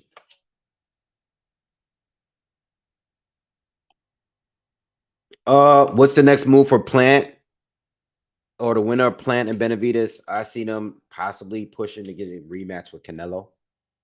I wouldn't want to see another Plant Canelo fight, but it won't be the worst fight in the world. You know, Dave Morrell is the world WBA champ. I would rather see Dave Morrell Jr. get a shot at Canelo if Canelo's gonna be defending against Amando. All right, but I don't think Canelo's gonna hold on to all four titles for long. I can't see him keep defending all of those titles. You know, I just don't see it. I see the Bevo rematch happening, and I think one of those titles, if not two of them, are going to be vacated. Is Canelo a Hall of Famer? Oh yeah, first ballot. He's already a Hall of Famer. There's certain fighters that's actively boxing that are already Hall of Famers. That includes Tyson Fury. That includes Naoya Inoue, Usyk, Canelo. Yeah, they're already Hall of Famers right now. All right, just because of the accomplishments, they're already Hall of Famers. Multi-division new champions, uh, uh, undisputed champions. They're already Hall of Famers. Well, Tyson Fury is just from beating Wilder and just being a star. I think he's automatically in there already.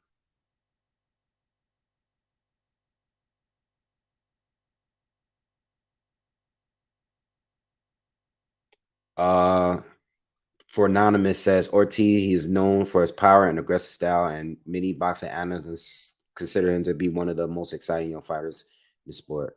Hello from Belgium. Shout out to Belgium is in the building. Yeah, Ortiz is one of the best, and he's one of the most entertaining to watch. Um, I think Stanionis is gonna definitely make it a good fight, especially with his great jab. I think he has one of the best jabs in boxing. But I think past outside of the jab, I think I give Ortiz the other advantages. You know, Butayev was tough, but I think Ortiz is a little tougher, and I see him winning the fight. All right. But I would love to see if Stanionis can go the distance. I want to see someone give Ortiz a really good fight, and I think Stanionis has a chance. I've been thinking about that, not recently, but I remember when the fight was announced. I was trying to decide who would do better against Ortiz. Would it be Stanionis or would it be the Mean Machine? The Mean Machine already fought Ortiz. He lost, but he gave Ortiz issues. Was able to hurt Ortiz early in the fight. Um, the Mean Machine uh has a lot of power. Uh, but I feel like they're on the same level, you know. And I think Ortiz is gonna just get the job done. Yeah. Mr. Classic Metal, I'm not arguing with you with that. Usyk's resume is more impressive than Fury's. I'm not gonna argue. I think is I think as a as a heavyweight, no. Even with the Joshua wins, no. But if you're looking at the complete package, that's a good argument. I'm not gonna argue that. I think what Usyk did was in the cruiserweight division was great. I mean, he came out the gate beating guys like Michael Hunter. Um, he beat a lot of guys. What he did at cruiserweight was incredible, you know. And then going up and becoming a three belt unified champion heavyweight. His whole body of work is probably better, but those wins that Fury has, specifically the Klitschko win, dethroning Klitschko first, and then going on to have that amazing trilogy with Wilder. Um, those are big, you know. Um, beating Dillian White, beating Chisora 3 times. He has a pretty solid heavyweight resume. And I think he is a Hall of Famer already. All right. Even though he gets involved with too much bullshit, I don't like everything he says. I get annoyed by even this whole situation with Usyk right now. Um, I can't deny his talent. You know what I'm saying? But Usyk has an incredible resume, and what he did at cruiserweight out the gate, just continuously fighting the other best. He really cleaned up the division. You know. Uh, Anonymous says Daniel he is known for his technical skill and well-rounded style, and has also been touted as a rising star in the sport. Absolutely. Orgasmatron, man. Another Inoue. This is a third time someone came back and asked me about Inoue and Fulton. Um, Inoue, I think Inoue is gonna win the fight. Um, but again, if Fulton is the underdog, which is what I'm expecting him to be, I am putting my money on Fulton because I think he has the best chance of beating Inoue right now in either 118 or 122. And he will be Inoue's toughest challenge, in my opinion. Uh Johnny says, me machine trouble Bud early too. Yeah, I've said it. I've said that. I think that was an unofficial knockdown, you know. debatable, but I thought that was enough to get him a knockdown. He did hurt. He did caught Bud with a good shot. But Bud beat the hell out of him after that. you know, it is what it is. Bud got caught with a good shot. The main event is coming on next, guys. If you guys are waiting, if you're just joining us, the main event is next. Uh, and we're just waiting for them to come out. Yeah. Eric says, "What up, Wave? Stanionis will beat Ortiz. Ortiz is a solid fighter, but I think Stanionis is just as good, if not better." And you know, there's nothing wrong with that, man. Stanionis is right there, up there too, with those guys. You're right.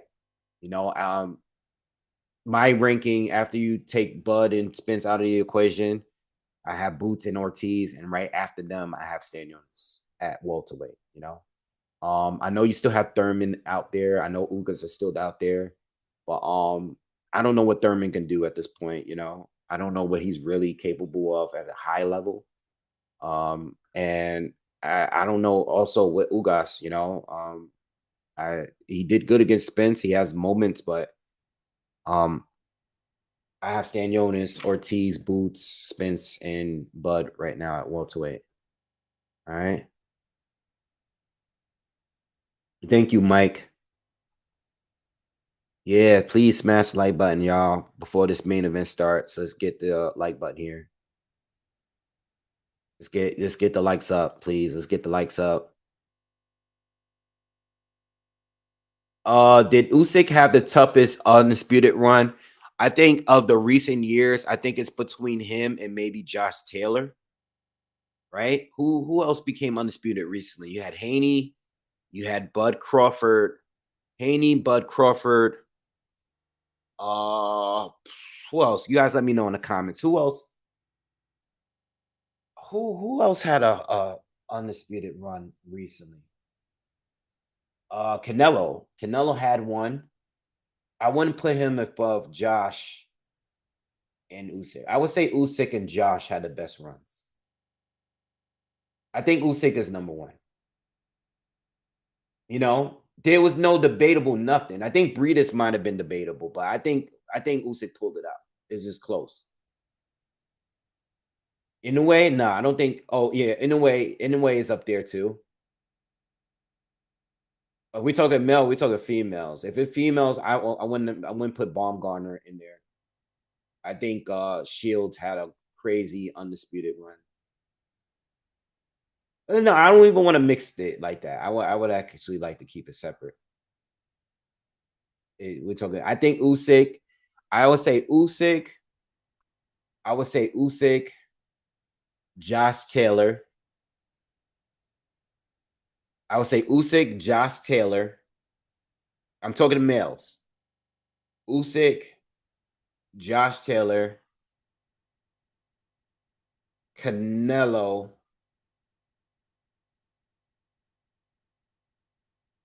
Bud, Inoue, and then Haney. I would go in that order as far as level of difficulty for the males. Oh, Jamel Charlo. Oh, bugging. I forgot about Jamel Charlo. My bad. No, I got to change that up. I got to change that up. Jamel Charlo's run was hard. Jamel Charlo's run was hard. Uh, damn.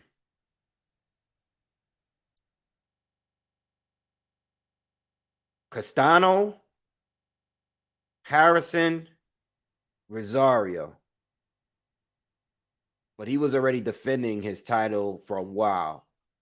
So defending the title, he fought John Jackson, Charles Hatley, Erickson Lubin, knocking him out in one round, which was crazy. Trout lost to Harrison in the first fight. Picked it back up, unified with Jason Rosario, and then unified with Brian Castano. That's up there. Maybe 2 or 3 for me. Damn, those are some good runs. Those are some good runs. Um, I would have to put Haney at the end. And that's not to diss him. It's just that the guys that we all wanted to see him face, he didn't face before getting that opportunity. He was smart by holding on to that WBC title and getting his opportunity at the far end against Kambosos, who was never really that good to me. I just think he caught Haney or what's the name? Teofimo had a good night. You know, so and that's not taking anything away from Haney, but other people had better runs. It is what it is. Crawford had a better run. Charlo had a better run. Usyk, you know, all these guys. Even Inoue's run was harder. You know, Inoue was in the tournament. You know, I don't think he has the hardest one, but I think Inoue had a good run. You know, had a couple of solid fights in there. Yeah, I would have to put Haney at the end. I would put Inoue after him, and I would put Bud right in front of Inoue. And then I would put it's a toss up. Then I would probably put now Canelo's run was pretty good, man, because three undefeated fighters in he beat three undefeated fighters. He beat Plant, he beat Callum Smith, who's doing work at 175. Plant is doing work. Plant is coming off as one of his best wins. Canelo's run is very, very good. Say what you want about Canelo, but he cleared up those guys. He just didn't fight Benavidez, but he did all of that in 11 months. I give him mad credit. He beat Billy Joe Saunders. He broke his face. He stopped Plant. He battered Callum Smith. Battered him. Didn't stop him. Mauricio Lara is walking towards the ring now. He's coming out of his locker room. So Canelo got a good run. So Canelo is up there. He's up there. He's top 3. Yeah. Josh Taylor, also tournament. He was in the tournament. He fought Jose Ramirez. He fought Regis Prograis. You know, he fought Baranchek, who was undefeated at the time. You know, he was good at those are good. Those are good. That's a good run. And then you had Usyk, who had an incredible run up at cruiserweight. I mean, his whole cruiserweight run was crazy, even before fighting for the titles. Because he beat all the old good fighters at cruiserweight, and he beat all the new ones too. All the undefeated ones. So cruiserweight, his whole cruiserweight division run is amazing overall.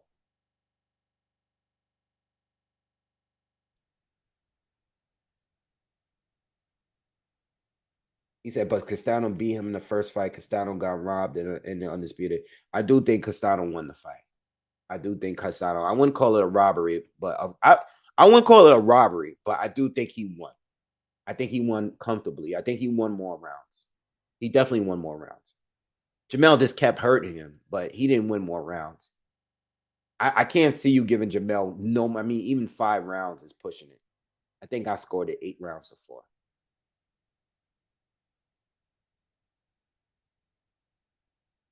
Rolly says Boxer Jim said Callum Smith and Yard would beat David on his Patreon. I don't think that's crazy. You told about David Benavidez. I don't think that's crazy. That's not a bad take. We got to see what David Benavidez can do against Plant, so we can really like talk about that. You know what I'm saying? We got to really see what he can do. What's up, Corey?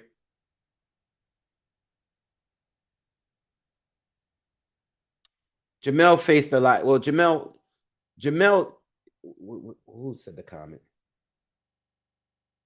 Who said about Jamel? Oh, Randy says Jamel absolutely faced the most adversity to get to the top of the mountain. Well, Jamel, in my opinion, is the most improved fighter in boxing of all of boxing. Let me just say that. Because he was coming up in a division where there was nothing but beasts. and he rose above all of them, including his brother. Because I never thought, until he got with Derrick James, I never thought he was better than Jamal. I thought Big Charlo was clearly the better talent between the two. So I believe Jamel is the most improved one, and he had a tough road through there, you know.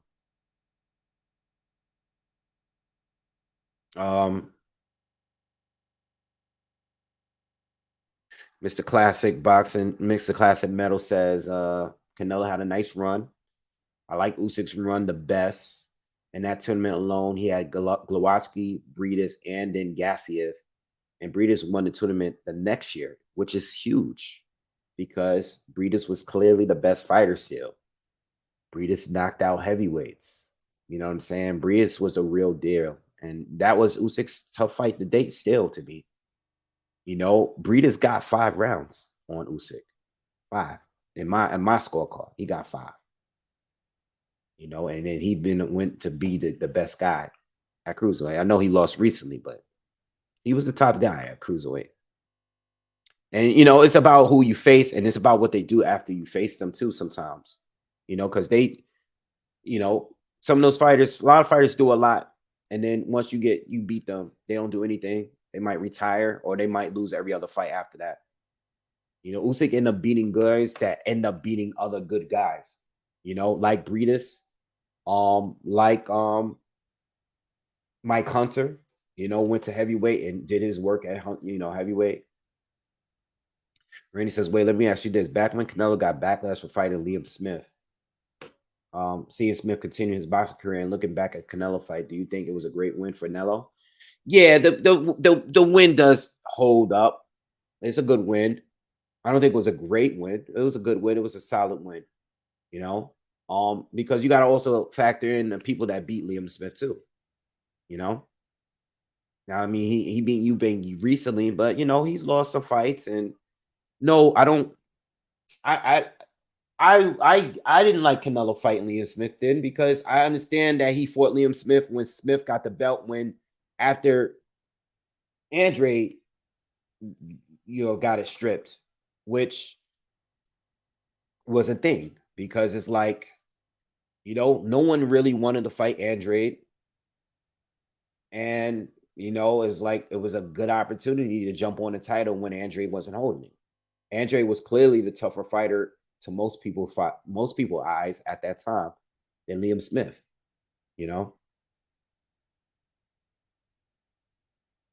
And I know Andre to this day still hasn't fought a big name, but you got to also factor in the people that ducked him. You have to factor that in. But he's also made bad choices and ducked other fighters too. Yes. All right. So Lara's in the ring, and now we are waiting for Lee. We're waiting for Lee Wood. All right. So real quick, let's do a quick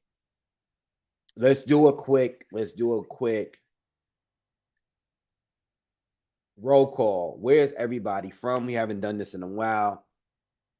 Where's everybody from? Let me know what city, what country you're from in the comments before this fight gets started. Wood is actually about to enter the ring right now. Where's everybody from? What city you from? What country you're from? What part of the city you from? If you from New York, or whatever, let me know.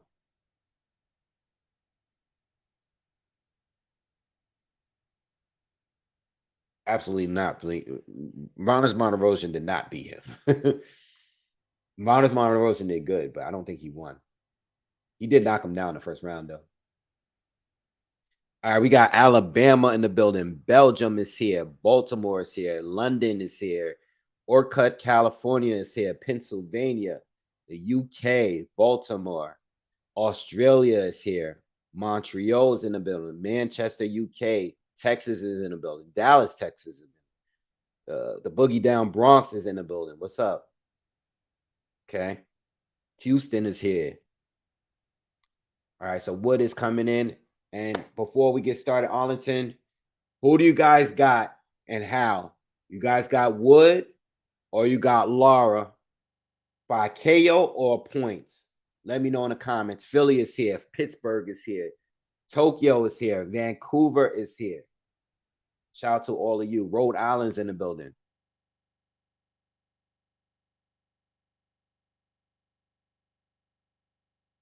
Who you guys got? Johnny says Lara to win early. Wood if late. Julia says Wood by murder. Damn. Kuro Black says Lara by KO. Mike says Wood last glow in the building. Truth over Lies says no clue. Don't watch these guys. LOL. Midnight says draw by double KO. The Netherlands is in the building. I like, let's see, we got Wood in here. Wayne says predicting a great fight. That's all. Jay got Lara by KO in the 7th. Not me says Wood by KO in the 7th or 8th. Damn, we all over the place because you got one person that says Lara by KO in the 7th, and in the very next comment, we got Wood by KO in the 7th. It's crazy. Lara by KO. Eric says got Lara. Should be a good fight. Smash that like button for me if you haven't, if you guys are just checking in.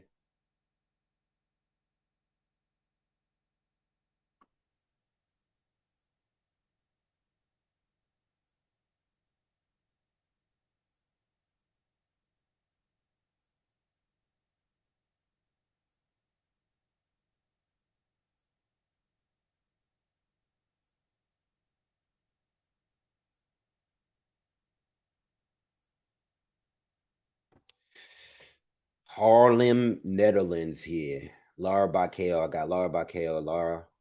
Yeah, I mean Lara should win the fight. All right, but I put money on Wood, man. I'm gonna try to make some money tonight. Let's see what happens. Let's see if Wood's gonna pull off this upset. Lara should win the fight, though. He should just be too powerful. You know, but Wood boxes good. I like the way he fights.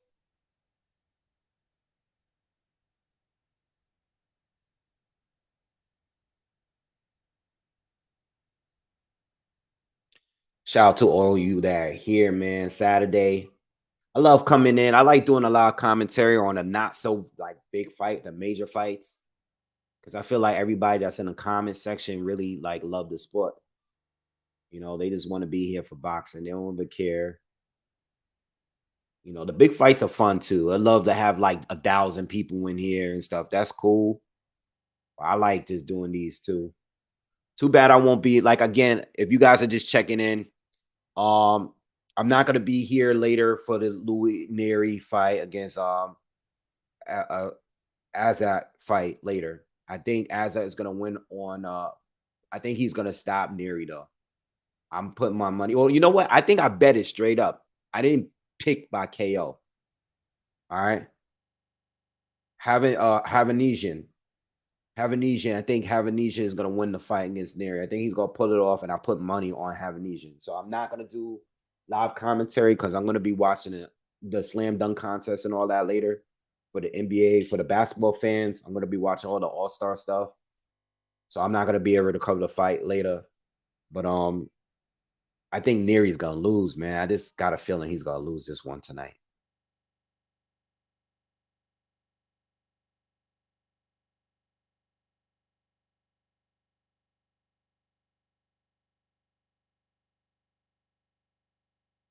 Yeah, I see. Yo, I feel like if I don't know, like if Wood wins, I can see him hurting Lara. You know, Lara's defense is suspect, right? He don't have it like that. But Lee Wood hit harder than like Josh Warrington. You know what I'm saying? So I think I can see Wood giving Lara some issues, man. But I mean, Lara's power is insane though. Like it could be bad. Like I was thinking hard about this fight. I can really see I can see Lara like winning in like 3 rounds, you know, and stopping him early. I can see that happening, you know, but I think if the longer the fight goes, the better it'll go for Wood, you know. I don't know. I just feel like Lara got missed out on an opportunity in the Josh Warrington rematch. And I think he's just He might just be too hungry, man.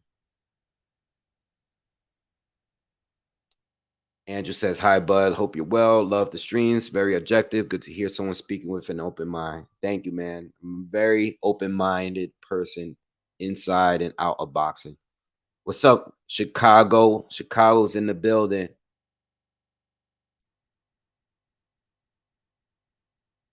Mr. Classic said, now that I think about it, it's the third time Lara's fighting in the UK. He must have a co-following by now. Yeah, absolutely. Eddie was talking about that. Lara at this point got a following out there.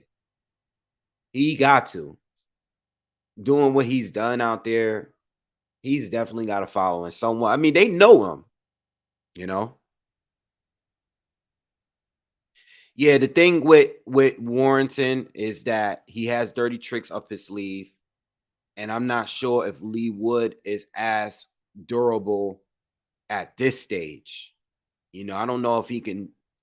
We knew that Warrington couldn't take the power, but I don't know if Lee Wood could take it neither. I mean, we know Colin was able to hurt him a few times earlier in their fight. So, I mean, he survived though. Eric says he got Neri winning unanimously. Yeah, I mean, he could. I mean, Neri gonna have to box, and Neri could hurt as it too, but I feel like Neri's gonna sit there and rumble with him, and that's when it's gonna go wrong. You know? Do I think Wilder will lead the PBC? I really don't know at this point, man. I don't know what's going on, man. PBC been under fire lately. I really don't know what's going on. But we in round one now. Let's talk about this fight. Lee Wood comes out. He's probing. He's jabbing already, and he's fainting. And that's the game plan, which I said he would. Game plan for Wood: stay out of range. Lara's very slow, but he's extremely heavy-handed. Oh, he tied up already.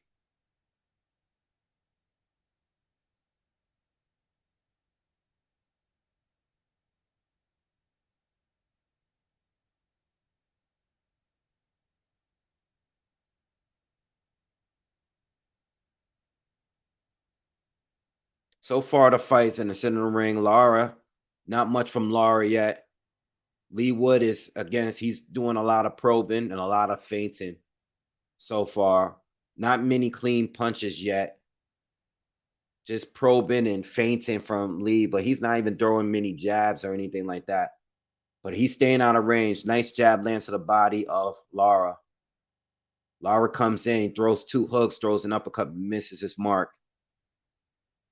Definitely a big hand speed advantage for Wood, which was expected.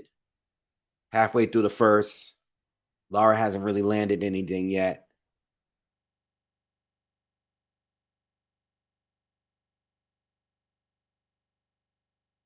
Yeah, I did hear that Lara left PBC. I did hear it's, but I'm waiting for everything to just come out and you know what it is. I heard that he will take the Ngannou fight. I'm just waiting to see what happens, man. Like I'm not a fanboy of networks. I'm not. Oh, nice right cross lands from Wood. Nice pull counter right hand lands for Wood.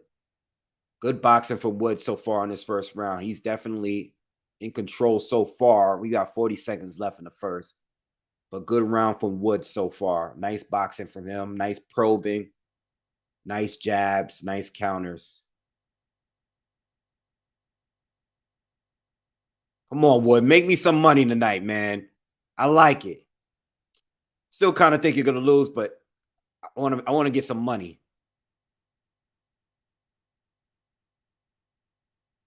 Lara starting to be a little bit more aggressive. I think Lara might be a little frustrated because Wood is boxing him better right now. And every time Lara's just started, like Lara in the last 20 seconds or so, he started just lunging in and throwing wide shots. and Wood was just smothering him and tying up, like a vet, like a real vet. I mean, he's 34 years old. He's seasoned. He knows what's going on. Wood is doing good. I mean, it's just the first round, but good round, very good round for Wood. We didn't get much from Lara. It's the lack of hand speed, no setups from Lara, just lunging in with power shots. He got outboxed that first round, but we still got a lot of time to go.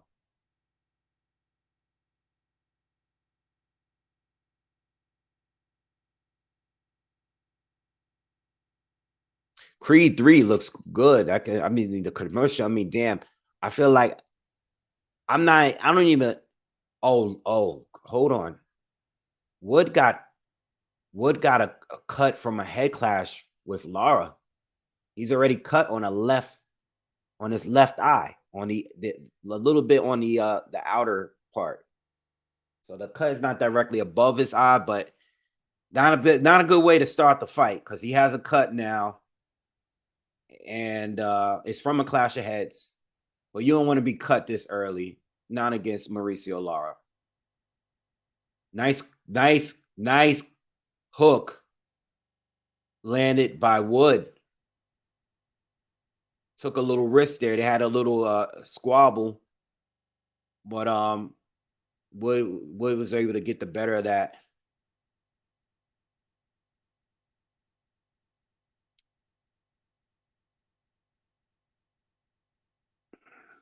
Wood clamps with a right hand. I don't know what Lara's complaining. Oh, big right hand lands by Wood. Wood is tearing him up so far. And you know what Wood is bringing? He's not just boxing this round. He's bringing the fight straight to Lara. You got to be careful. Hope he doesn't get too confident here. He looks very confident, but you got to be careful. He's still fighting a puncher. But he's doing good so far. That you can see the blood streaming on the side of his left eye, though. Hopefully that doesn't become a problem for him. Nice check left hook lands for Wood. Good boxing from Wood still. Minute and nice combination lands for Wood on the inside.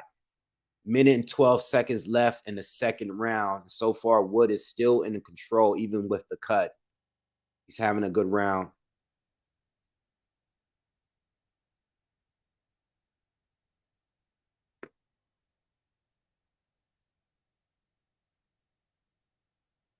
Another left hook lands for Wood. That might have been blocked. Lara lands a jab. Lara steps in, lands a combination to the body. Wood tries to tie up. Yeah, he doesn't want that. Oh, another left hand to the body lands for Lara. Now Lara's starting to connect to the body a little off. He landed like 3 good body shots in the last 10 seconds. Oh, Lara connects with a right hook up top and folds Wood, and Wood is trying to tie up now. Wood was hurt by that shot. Lara just turned us around. Wood is hurt. I don't think he's fully recovered yet, and Lara is now on the attack. He turned this whole round around. He's landing body shots. He's landing combination. Oh, and lands a right hand up top, right on the cut. Wow. Wood was dominated for the first 2 rounds, and Lara just destroyed him in the last 30 or so seconds. Took that round. Clear round for Lara. What a round. All right, so if you're just checking in, we're in the end of the second round. We're in between rounds. Wood got the first round, but there was a head clash in the first round. Got cut on the left eye. Going into the second round, Wood was winning, outboxing him still, landing good power shots. But in the last minute or 30 seconds of the fight, Lara started throwing combinations to the body, lands a big right hook on Wood, which hurt him, and then almost actually finished him off there. He had Wood pretty hurt bad. So now we're going into the third round here. Big round for Lara. Lara was looking like himself. It looked like Wood got a little too confident, man.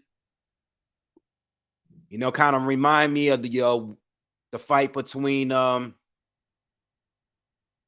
what's this guy? The two heavyweights that fought for 3 rounds. All right, so we're in the third round here. So I got 1-1. I got it 1-1 so far. Big round for Lara, though. Let's see if he could continue. It looked like the body shots was working for him. So Wood is back to probing and feinting and trying to stay on the outside, but he seems like he's being very, very, very defensive now. And Lara's just waiting. Lara's just waiting for the opportunity. Now Lara knows he can hurt him now. You know what I'm saying? So Lara's he's relaxed. He's looking for the opportunity. He's fighting smart. He's just waiting. And Wood is now being more cautious. So this first minute, we ain't getting no action in this third round. No action yet from neither. Wood got a load of respect for him now. He felt that power.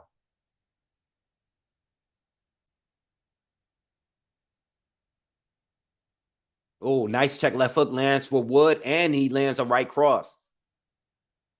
That's what we were seeing earlier, the combinations. But he got to maintain that distance.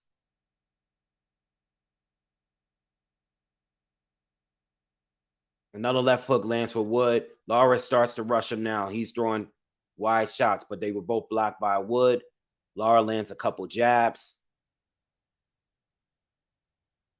Minute and 15 seconds left in the third round. Good strike. Good right cross lands for Wood. Another one lands for Wood. Lara starting to get a few bruises, I see, from the couple of shots. Good round for Wood. He's been in control of this round so far. Another right cross lands for Wood. He has to be careful. He's bleeding a lot too, Wood, from that cut. He's having a good round, but he got to make sure. We saw how the last round ended, and he was doing the same thing. Very good fight so far, y'all. Best fight I've seen so far. Lara lunges in, lands a shot. You can see Josh Warrington right on the side, just right there in the front watching this fight. Right in the center. 15 seconds to go in the third round. Definitely a clear round for Wood. Lara's just looking. He's just stalking Wood. He caught another left hook. And that round is done. This is a good fight, y'all. If you're just joining us, please smash that like button. Very, very good fight so far. I have it 2-1 for Wood. Wood got the first, Lara got the second, Wood got the third. Nice clean shots landed from Wood in that round. I think Wood is going for the KO. Wood is definitely going for the KO. You can tell he's definitely trying to get a stoppage here. But he has to work for it. You know, he has to continue to be smart. He can't be reckless like he was in the second round.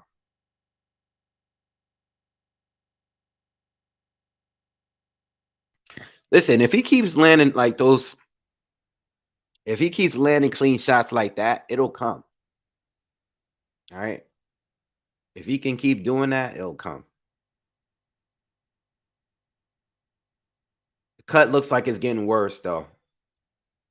But we'll see. Let's see what happens. Because Lara did land some big right hands over that cut in the third round or the second round. All right, so now we're in the fourth round. Lara's coming out fast. He's already landed like 3 or 4 shots. He landed a couple jabs and he landed like, oh, big right hand lands for Wood. Lara's being very aggressive this round. A lot of firepower from Lara. This is the first round he's starting out fast.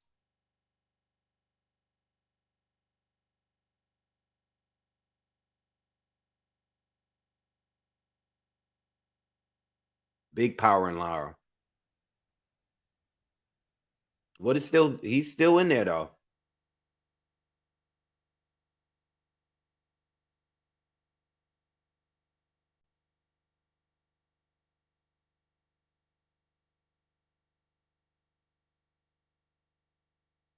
Almost saw another head clash. They got to be careful.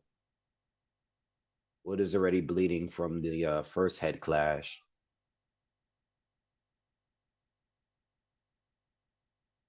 Nice right hand lands for Wood again. Wood is having a good round again. Caught him with a left hook. He's having a good round.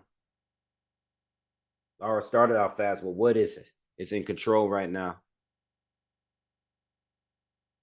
Nice jab lands for Lara. Lara lands another jab.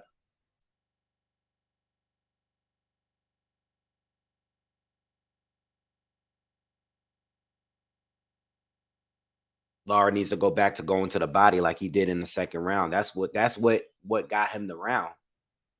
He started going to the body and then he started throwing hooks up top. Lara throws a wild left hook and misses. Wood looks like he's bleeding from his nose a little bit. I just noticed it. Just a little bit. Right cross lands for Wood. Tough round. Oh, nice combination from Lara. It lands 2 left hooks to the body and 1 up top. Wood steps in, lands a short right hand. Clean. Good round. It's the most action-packed round so far. Most competitive round. Back and forth from both. Wood is a little bit more consistent.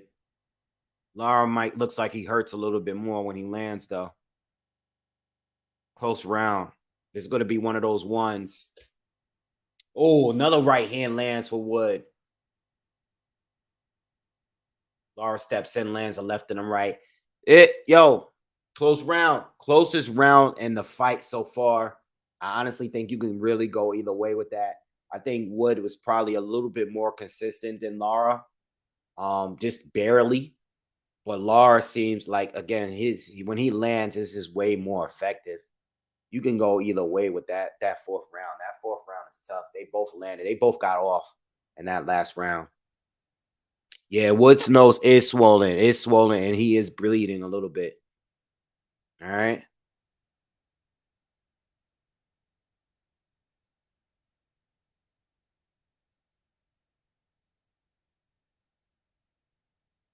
That's a close round, man. I don't know. That's a swing round for me. That fourth round is tough. I like what I saw from both. That fourth round. I gave Wood the first and the third, though, and I gave Lara the second. Aaron, thank you. Says thanks for the commentary, man. Frotch's nose job was necessary. I'm seeing you photos from my cruise in Z while watching Zoo versus Tony. Thank you, man. Thank you.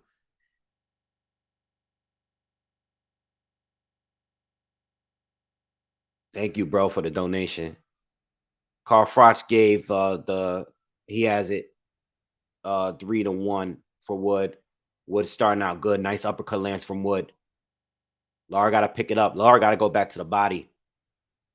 He got to go back. He's just too slow with throwing the counters up top. He needs to go back to the body, man. That's what was working for him in that second round. Throw those hooks to the body.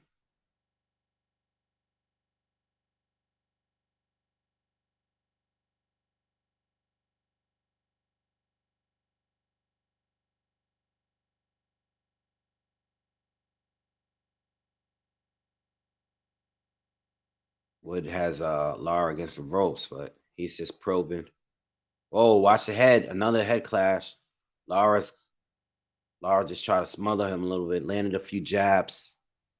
See, there you go, Lara. Lara's throwing more jabs. Halfway through the fifth, anybody's round still. Wood lands a right to the body. I think that hurt Lara. Lara backed up some. Wood is going to the body now. I think that bothered Lara a little bit. That might be the game plan here.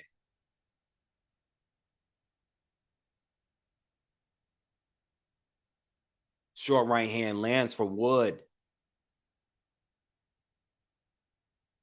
This is such a good fight, man. Now these guys are going back to training. 1 minute left in the fifth round. Wood is winning this round so far, in my opinion. But anything can happen. We've seen Wood come back. I mean, we've seen Lara come back. and still around. 40 seconds left in the fifth. Good fight. Very good scrap so far.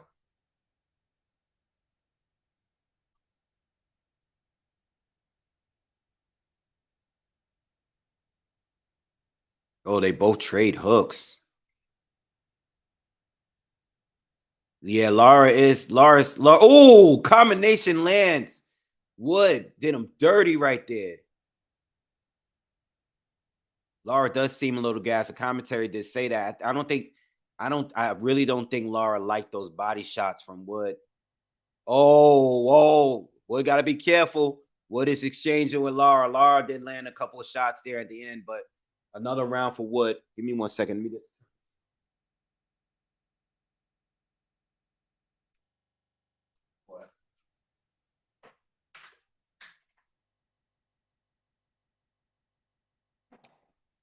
All right. How do you guys score it? I thought 4 was a swing round for me, but I gave the first, the third, and the fifth to Wood for me. Lara only got the second round clear.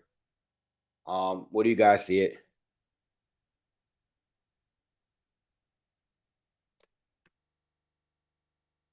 Is Kanzu overrated? No, I just think he really had a bad. He had a bad run-in with Lee Wood. He looked terrible in that fight, and he had a 2-year layoff going into that fight.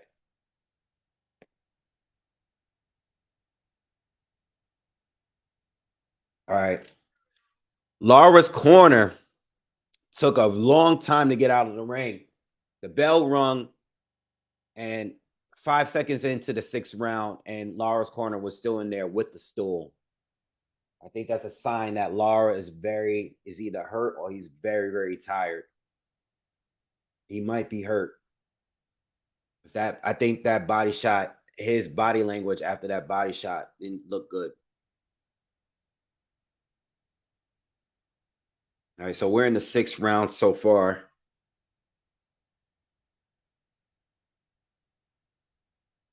Oh, big right hand lands for Wood. And Wood is just constantly just jabbing to the body now. At the very least, he's jabbing to the body.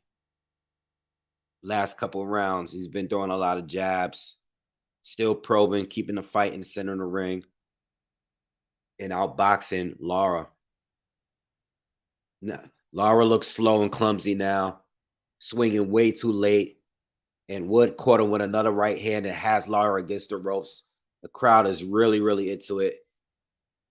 Wood is having another good round so far and is halfway through the 6th round.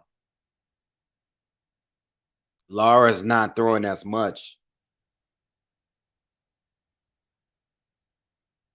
It's like Wood's gonna make me some money, kid. The way this fight is going, I thought Lara would be doing better in the earlier rounds. If we're going into the later half of this fight and Wood is in control, that's not good side for Lara. And he is looking gassed, in my opinion. We're not getting another right hand lands for Wood. Not much firepower from Lara these days. Another check left hook lands for Wood, and he's landing at will. And if he continues to land this often, he might get a knockout here. Another short right hand lands for Lee Wood.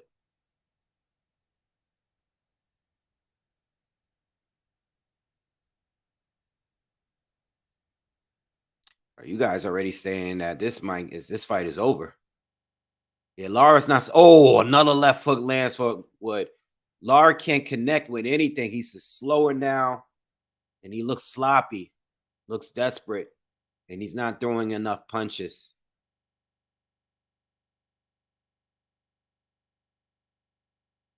All it takes is one punch, man. Lara just lunged in. He just landed a left hook. Wood is still bleeding from that left eye, too, by the way.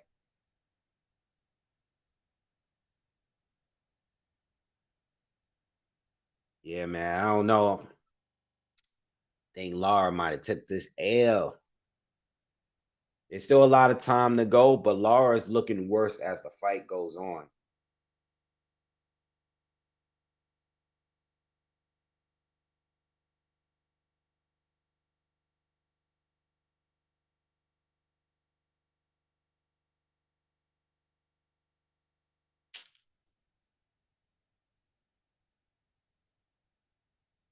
All right, how do you guys got it scored, man? The only clear round I gave to Lara was the second. I think the fourth could have been his round too, but it hasn't been a clear round for Lara since the second, in my opinion. You know, let's go. All right, we're in the seventh round.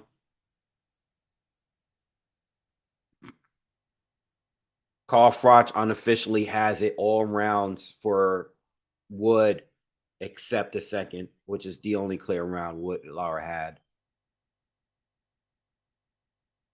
And it looks like Wood is just hurting him more often now. I don't know if it's just him being off balance every once in a blue when Wood lands a shot, but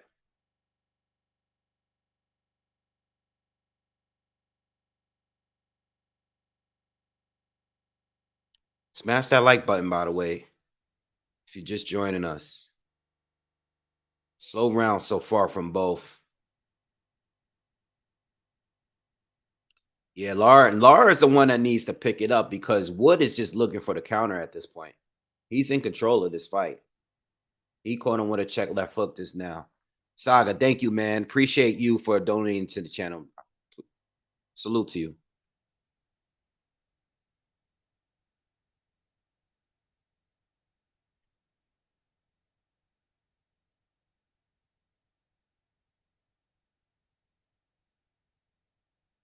Yeah, Lara got to pick it up because Wood can just cruise here. He caught him with another right hand. He's fighting cautiously now. I'm sure his corner might have said something to him. Not saying he might not. He still may be trying to get the knockout, but he's fighting more cautious this round.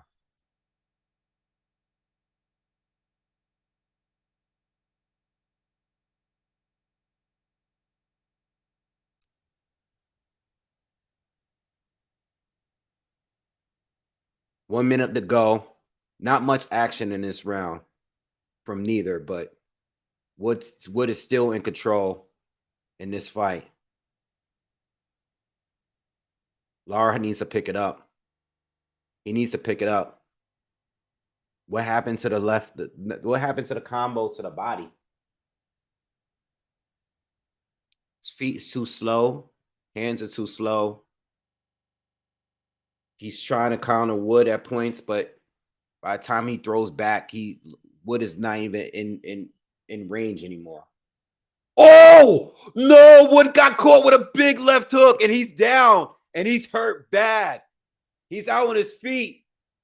Oh man, just like that. They threw the towel. They threw the towel. Ben Davison threw the towel. Oh my God, yo, no. Oh, I lost my money just like that. Yo, no. No, I lost my money, man. All it took was one punch, yo. He caught him with a left hook and he went down. And Ben Davison Wood looked like he was out on his feet, though, but I don't think they should have threw the towel in, man. Oh, he's definitely getting rid of Ben Davison. Oh, man, he did look like he was a little out on his feet still, though. Oh, Lara's going crazy in the ring. He's just trying to celebrate and talk to him, and they like the security is all like trying to push Lara away and treat him like he's like, come on, man. Yo, damn, yo. I was gonna make my money, man. Yo, damn. Damn, man. I thought Wood was gonna pull it off, man. Wood had the fight in the bag. He had the fight in the bag, and Lara destroyed him, bro. Wood had the fight in the bag, baby. He had my money waiting for me. Damn, man. Damn, bro. All right, it's all good. It was a risk. Wood is pissed. Ben trying to calm him down. Lara's a beast, bro.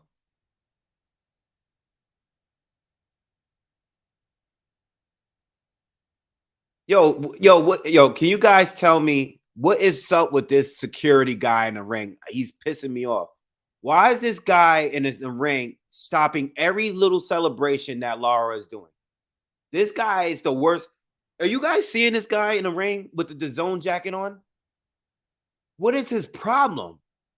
He's not allowing him to celebrate at all. Damn, bro. I cannot believe that this happened. This is why I love boxing, though. This is what I mean. Yo, you could be winning the fight, and then that happens. Wood got greedy and caught a left hook. He traded left hooks with Mauricio Lara, and he got caught. He had his hand up, but he didn't have it up here. He had it up back here. He got caught right on the chin. Wow.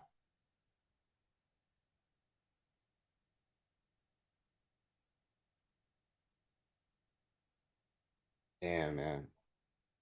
Damn, bro. I wanted Wood to win, man, because I wanted to make my money. But to be honest, by the time we got to this, the sixth round was over, I felt like so as soon as the referee, let me just make this clear. He was getting counted. As soon as Wood was about to continue and the ref was gonna let the fight continue, Ben threw the towel in. He didn't look fully recovered. He didn't. He didn't look fully recovered. I'm basing that it wasn't a bad towel throw. I'm just basing it off the fact because we seen him here before and come back and won the fight. You know, but it wasn't a bad stoppage. Even if the ref had stopped it, it wasn't a bad stoppage. He was still hurt. So it's not the worst stoppage. I don't even want to put that on you. I'm just talking as a fan. Very, very, very good fight, though. Very good fight. I ain't gonna lie. I was hyped up, because you guys heard me. You know, you guys heard me. I didn't think Lara was going to be losing like this. I didn't think Lara was gonna be losing this fight like this early. And he just, it took one shot, man. Damn, yo, Lara just running through the UK, man. Yo, y'all gonna let Lara just come out there and just beat up on you? Oh man.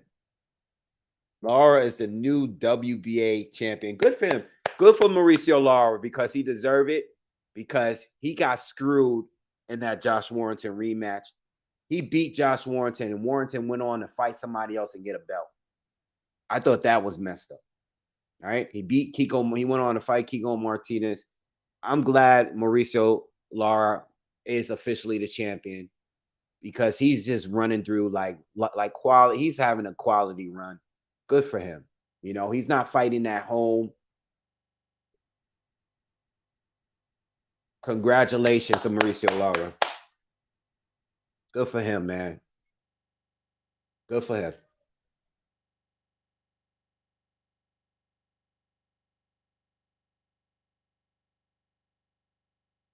Damn, Eddie said Wood got the perm knocked out his head. Damn. Damn, that's messed up. Kyle, thank you. He said fight almost broke out with a fan and Lara. That's why. Oh, okay, I didn't see that. Damn, man. How they gonna boo Mauricio Lara? Come on, man. You can't boo him. He's been out there just wrecking shit. BoxRec just moved up Mauricio Lara to number 1.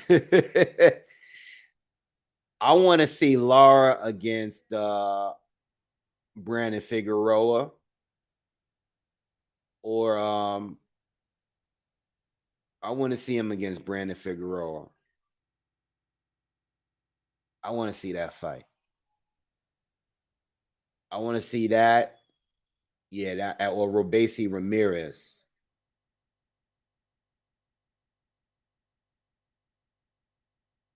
Those are the fights that I want to see. I would say Lopez. So it's not that I don't want to see the Lopez fight, but I feel like Lara beats Lopez. I really want to see him against Brandon Figueroa or Robesi Ramirez the most. Aaron says, "Why do these commentaries think this controversial?" It's really not a controversial win. I mean, he got hurt. He got knocked down hard. He got late. Listen, the knockdown was he was on his back. He got up and his legs were very unsteady. And that's it. There's nothing controversial about it. It's just that Ben threw the towel in when the ref was ready to let Wood continue. That's it.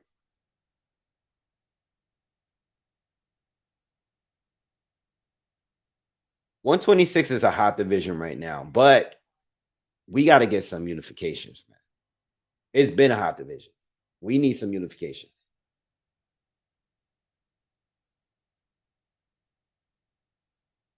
Need unification at this point. Rouse said Wood got up too fast. Yeah.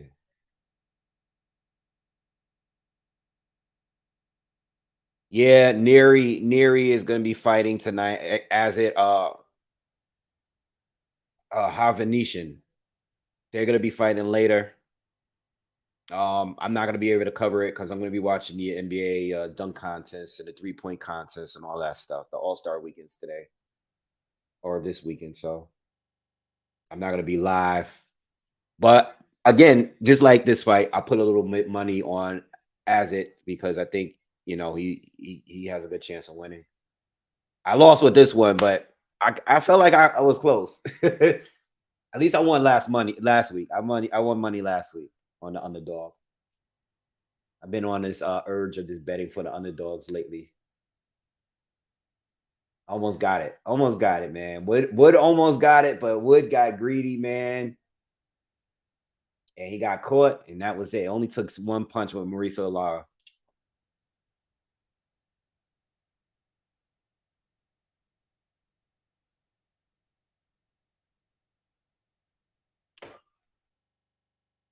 I think Robesi would beat him. I'm not even talking about betting or anything. I'm talking about like in general. I think Robesi would beat him. So with Figueroa is weird because it's like I think Figueroa would outwork Lara, but I feel like Lara could. As far as boxing, I think Robesi would be the best against Lara. Yeah, Lara just said he wants to go for more belts. Aaron, thank you for the donation, man.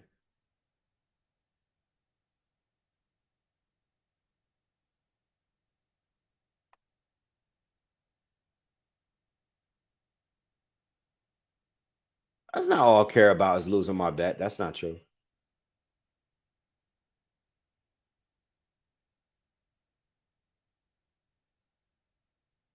I didn't bet a lot of money.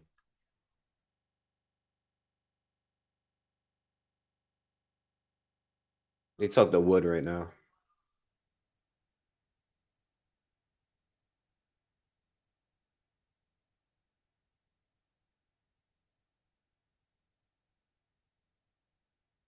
Plus, he's gonna want a rematch. Should have got it done tonight, man.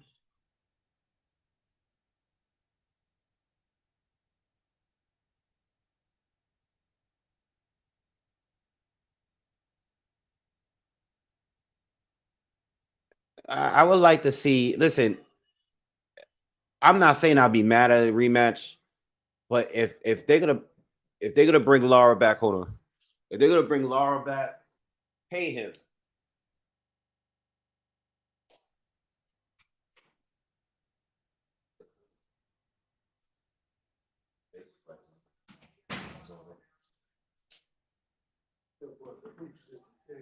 Oh. Yeah, I'm still I'm about to get off though. Yeah, nah. You know what? You know what? It was a good fight, but you know what? Even the recent fights we got were good.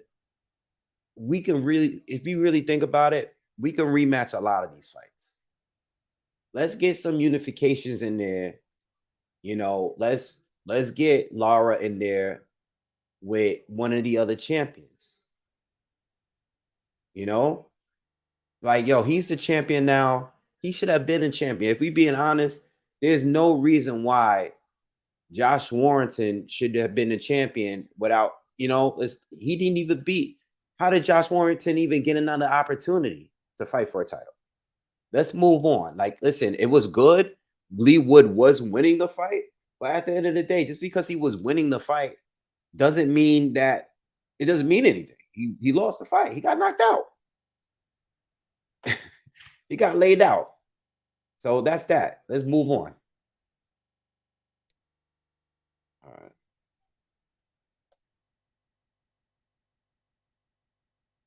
Home wreck knee knocker says they told Lara to take it easy on him for the first half of the fight and step on the gas. Okay. Well, see, well then if that's what it is, then you know, we weren't expecting it, but that's what worked.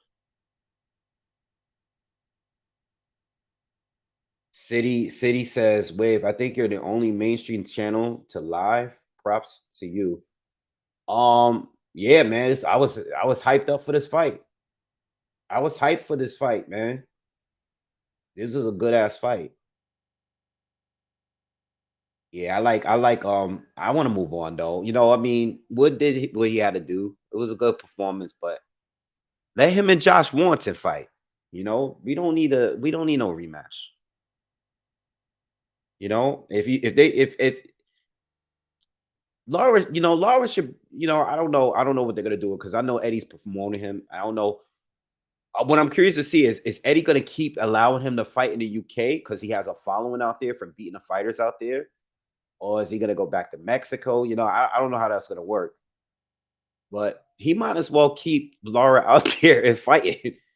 You know, Lopez just fought Josh Warrington out there. Maybe they could get a unification going, you know? Yeah, Figueroa is fighting for a WBC vacant belt. Figueroa is gonna be fighting Figueroa is gonna be fight damn, Mark Messiah. I was just talking about that earlier in this video. So the winner of that will be champ. Because remember, it was supposed to be Figueroa and Fulton, but Fulton's gonna stay at 122 and fight Inoue. So him and Mansayo is going to be fighting for the title. So the winner of that fight should get a fight, you know, or maybe Lopez, get Luis Alberto Lopez in there with Lara right now, you know.